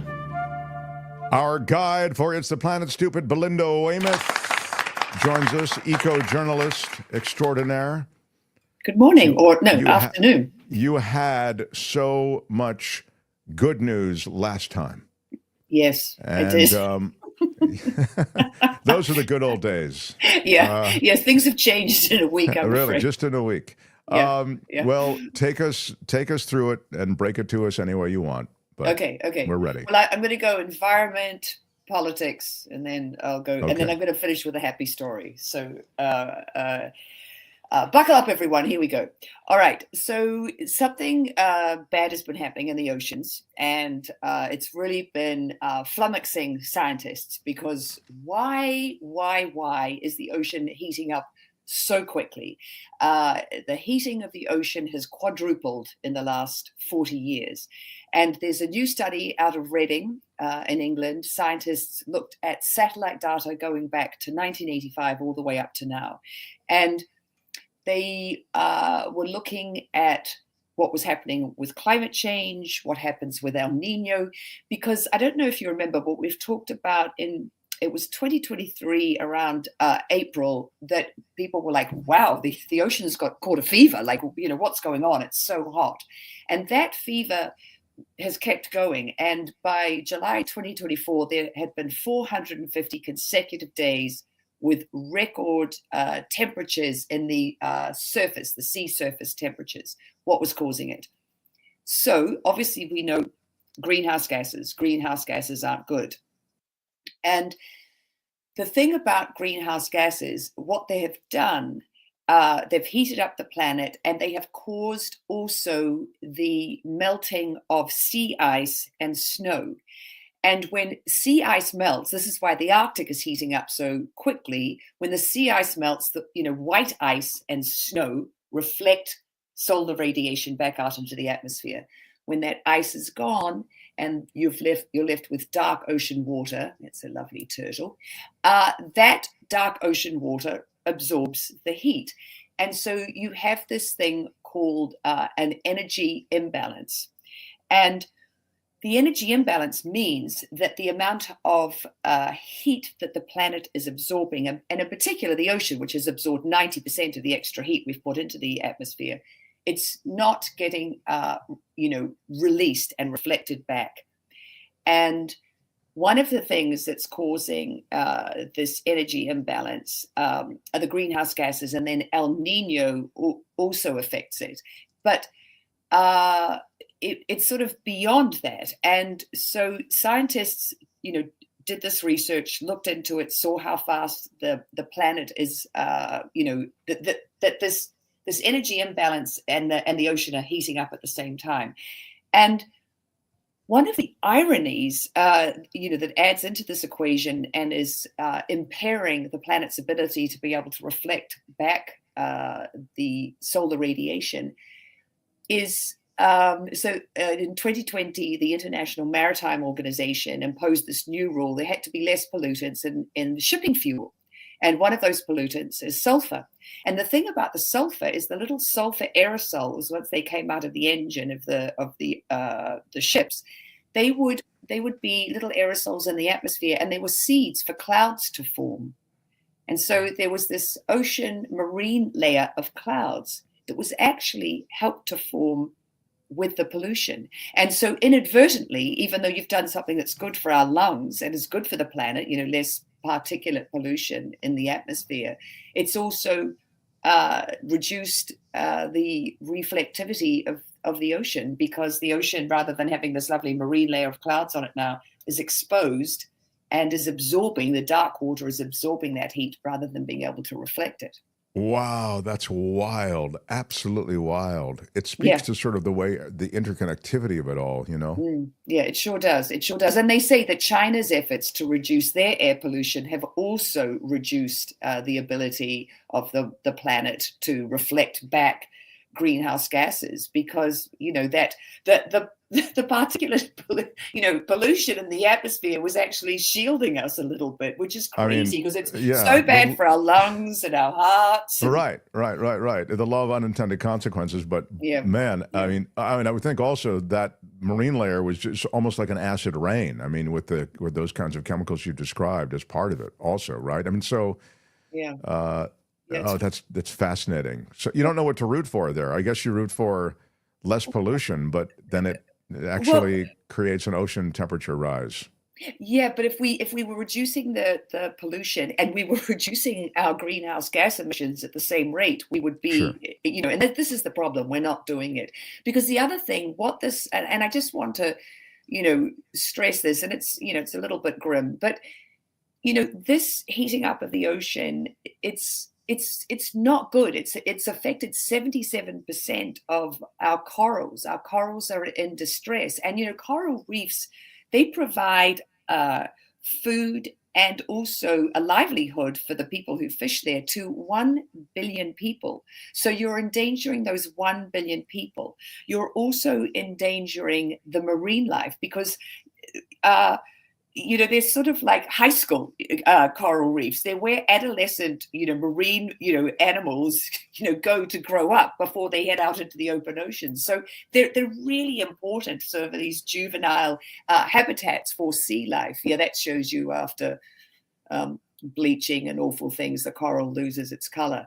So what the lead scientist on this scientist Merchant said, governments need to really take notice of what's happening, because this heating up is happening way faster than a lot of them think, which leads me to the second thing I wanted to talk about, which is after January 21st, on the Department of Defense's website, climate change and their climate resiliency plan went away.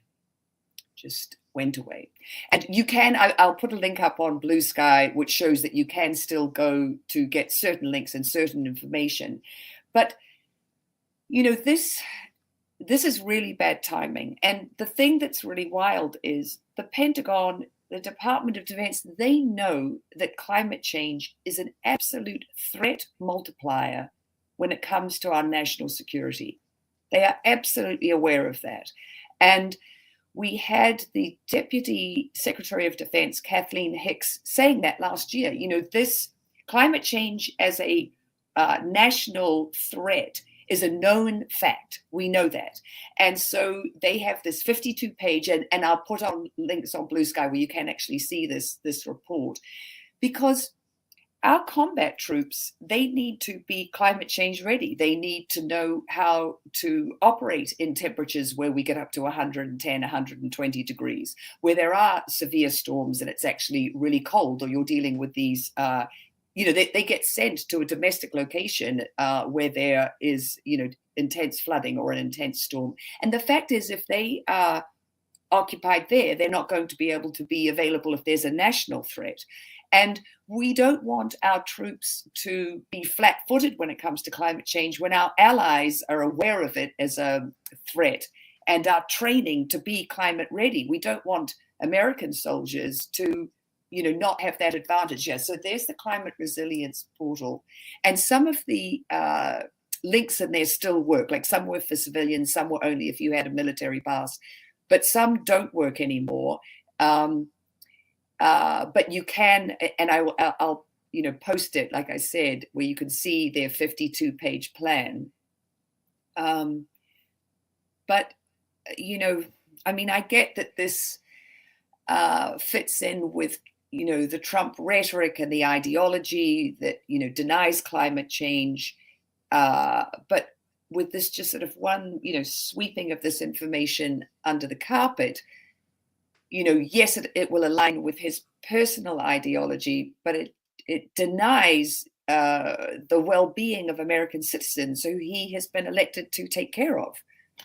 Part of that is being ready for what's about to happen. And the Biden administration, by the way, they were having 6 months ago talking about this thing. It was called whole of government climate plans, and they were across all federal agencies, and they were for all federal agencies to have plans in place for climate resiliency, for adaptation, for the facts of what's coming and what is here already. Because the other thing I wanted to say, about the, Hurricane Helene, which, did all that damage last year, hotter oceans, and I'm going to say this till I'm blue in the face, hotter oceans, hotter atmosphere, more energy. As a storm travels over a hot ocean, it gathers more energy. Hurricane Helene was a Category 1. It went to a Category 4 storm in one day, just moving over a hot ocean before it slammed into the coast of Florida and then moved to North Carolina, where it did that, all that terrible flooding and damage, and over 200 people, I think it was.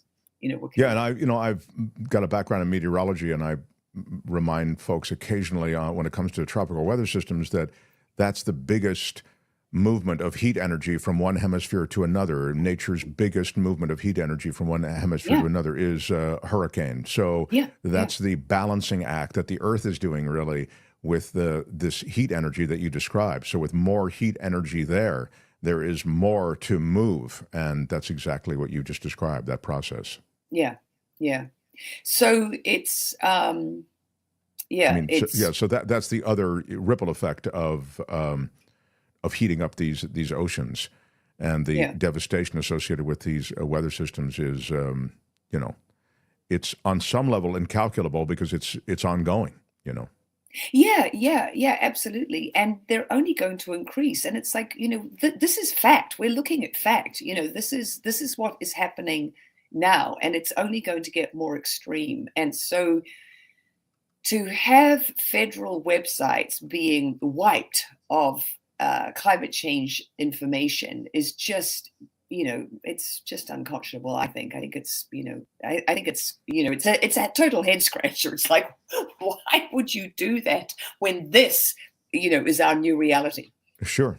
But this is, Randy says it, everything Belinda is saying is informative, but the U.S. from a federal government standpoint is no longer paying attention. So that's exactly what Belinda's saying. She's saying they are rubbing out all reference to climate change and the climate crisis and the ongoing challenges. Even if you don't want to get into the combustion engine stuff and alternative energy, whatever, you still are dealing with climate challenges on an ongoing basis. And that's what Belinda's saying. You're saying troops and outposts have to be respecting the ways in which the planet is changing quite rapidly. Yeah, absolutely.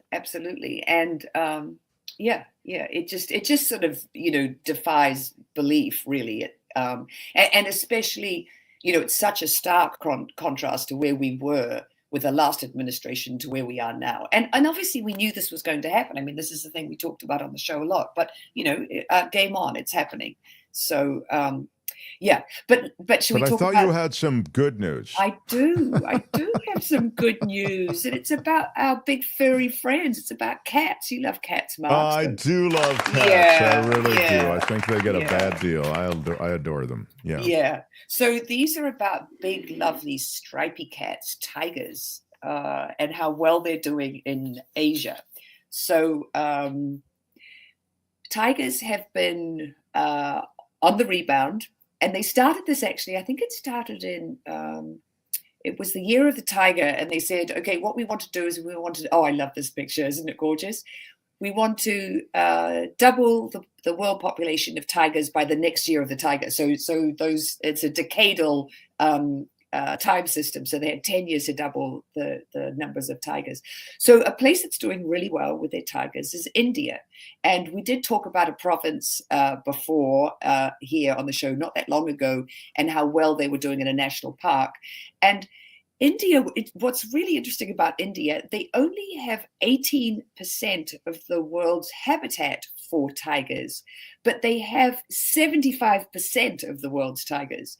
Now, it's not a huge number. It's only, they have, 3,600. And so that means in the whole world there are 4,800. So we definitely need more tigers. Crazy what a low number it is. But it's a really, really low number. But the fact is they have doubled their tiger population. And they are being smart about it.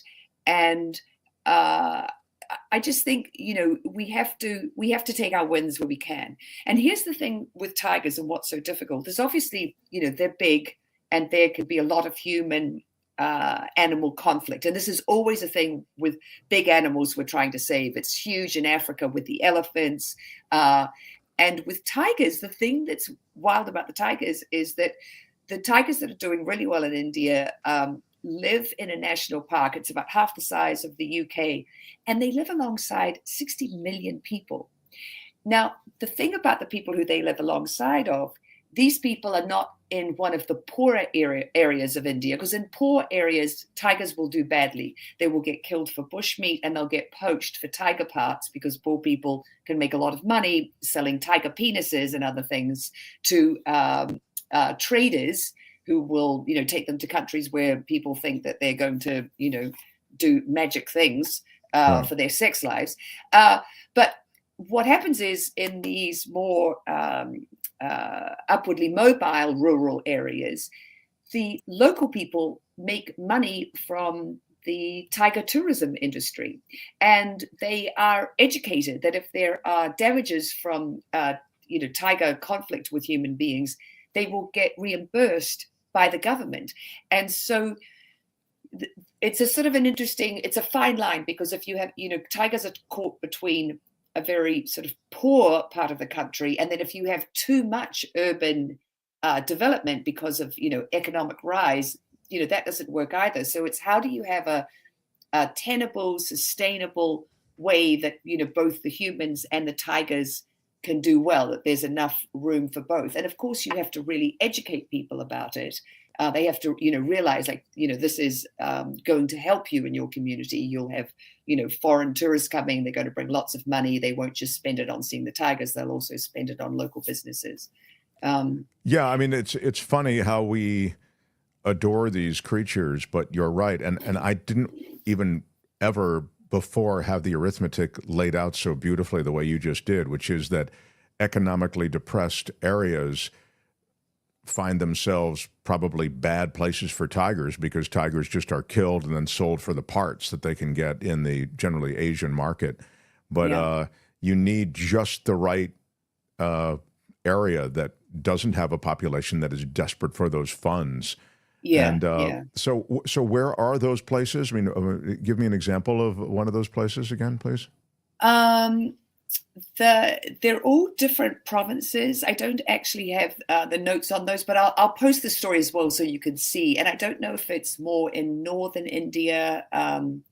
I didn't. But there are parts of India that are just the right balance, and that's where the tiger population is coming back. Okay. Yes, that have the right balance, and also one of the things that's really big. Oh, that's cute.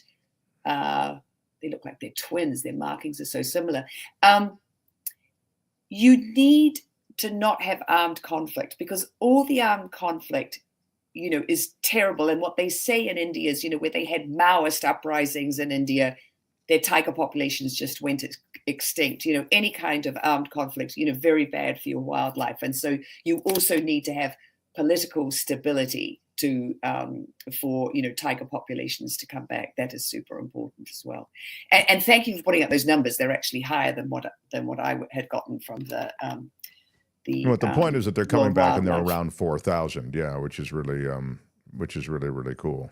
Yeah, 5,000 plus. Yeah, we're closer to 5,000. I was born in the year of the tiger, says JB. There you go. Well, you've got that going for you, JB. Yeah. So one of the things I just thought was interesting, and I wanted to mention this. So, people talk about, the conflicts and they're dangerous, blah, blah, blah. So in India, per year, there are 35 deaths from tiger incidents, 150 if you mess with a leopard, 50,000 if you get bitten by a snake, but 150,000 people die in car accidents.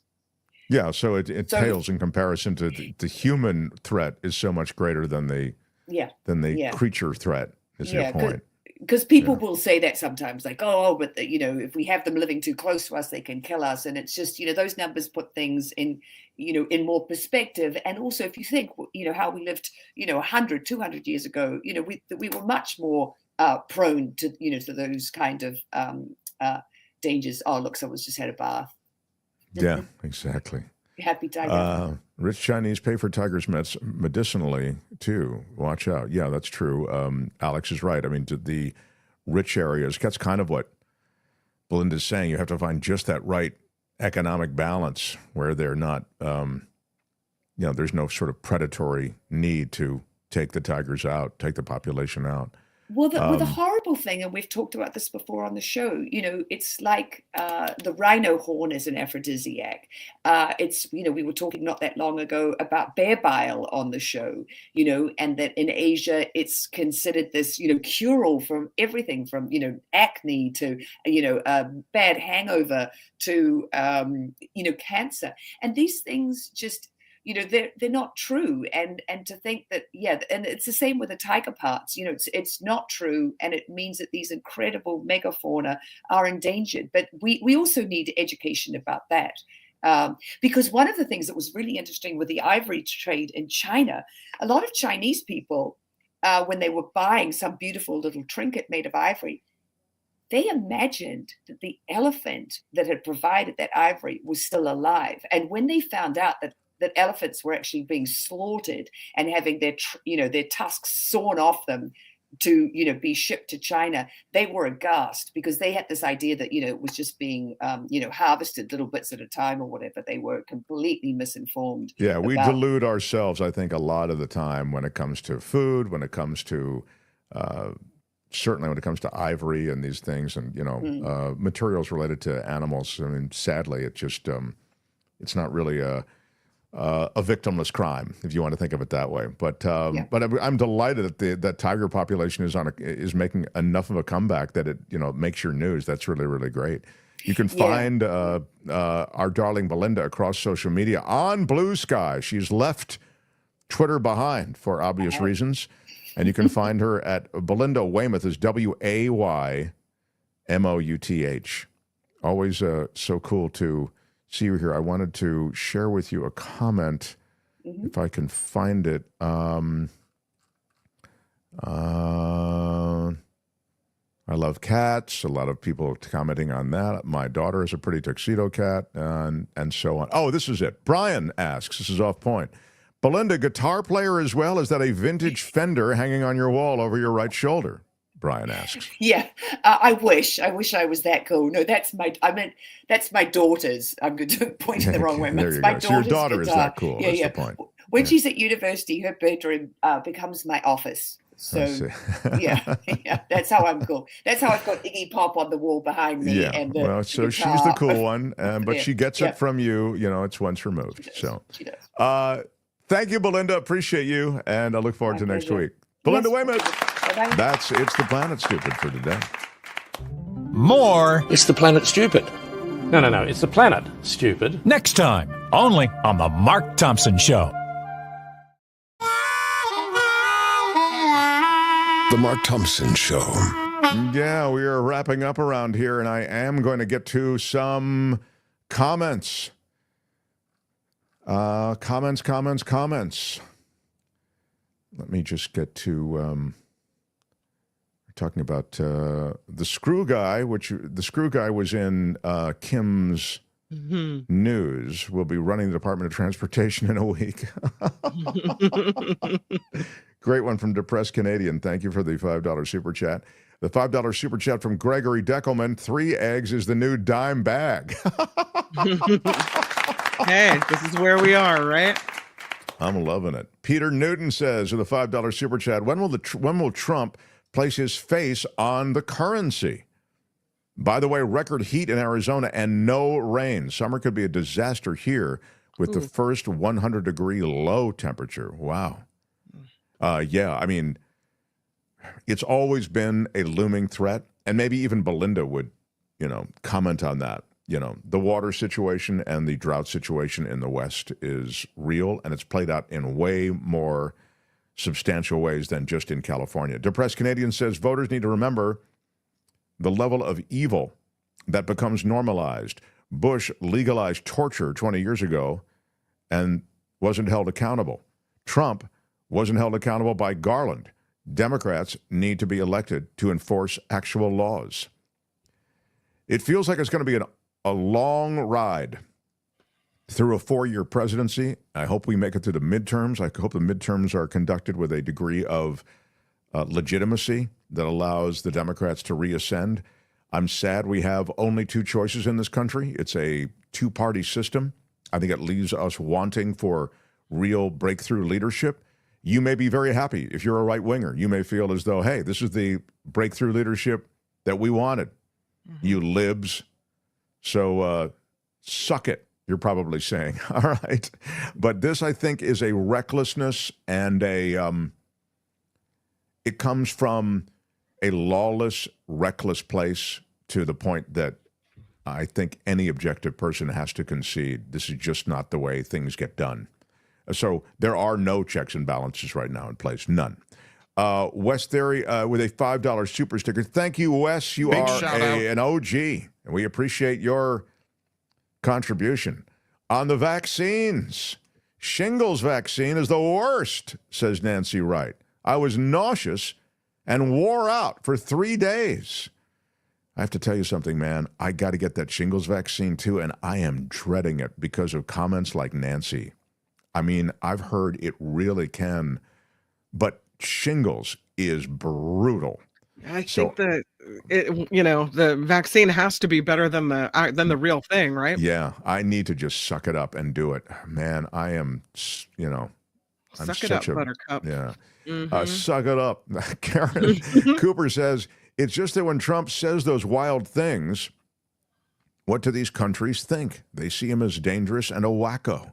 Does not reflect well on the U.S. Well, I just loved that in the ramp up to the election, Trump used to say, they're laughing at us worldwide. We're the laughingstock of the world. Well, dude, now we're the laughingstock and the worry of the world. Elon broke into the Treasury Department, says Chanda, and has everyone's personal info. Trump doesn't care about the law, neither does Elon. What are our rights as citizens? Where is our recourse besides protesting? Well, Chanda, also known as Hug a Flower, the only recourse you have is to make enough noise through your expressed representative in Congress, and then on shows like this and others, you have to just make enough noise through your comments, through, sadly, through social media. I mean, in a way, there are more platforms for you to make your displeasure and your anger noted and clear, to make your displeasure and your anger clear. But I'd also say that when Congress checks out, it's hard, it's difficult, but I would still log your anger with your representatives. Karen says, Mark, I'm with you. All nominees will get through. We are watching a dog and pony show, just like the Kavanaugh Theater. Yeah, exactly. Say what they want to get through, and then we know what happens. Mark Phineas says, our last defense is the military, and who controls that? Well, it's interesting that you say this, because that's really true. In any kind of sustainable coup is what I will just term it. You need the military, and of course Trump has the military. So it's not, and I get it. Well, military pledged an oath to the Constitution, not to Donald Trump. Okay, I don't want to road test that. I just really don't. So, Brian says, I'm actually going through a lot right now and not even working, and I can't get out of bed, let alone want to go to Los Angeles and help.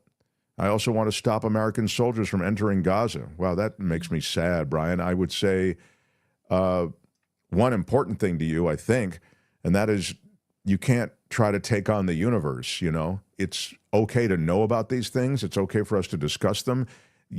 Not everything should be an action item for you. And so I would just encourage you not to allow everything to become that, something that you have to act upon. Otherwise, you really will, I think, not have a moment's peace. A-Lot Loyal says McConnell fell on the Capitol steps.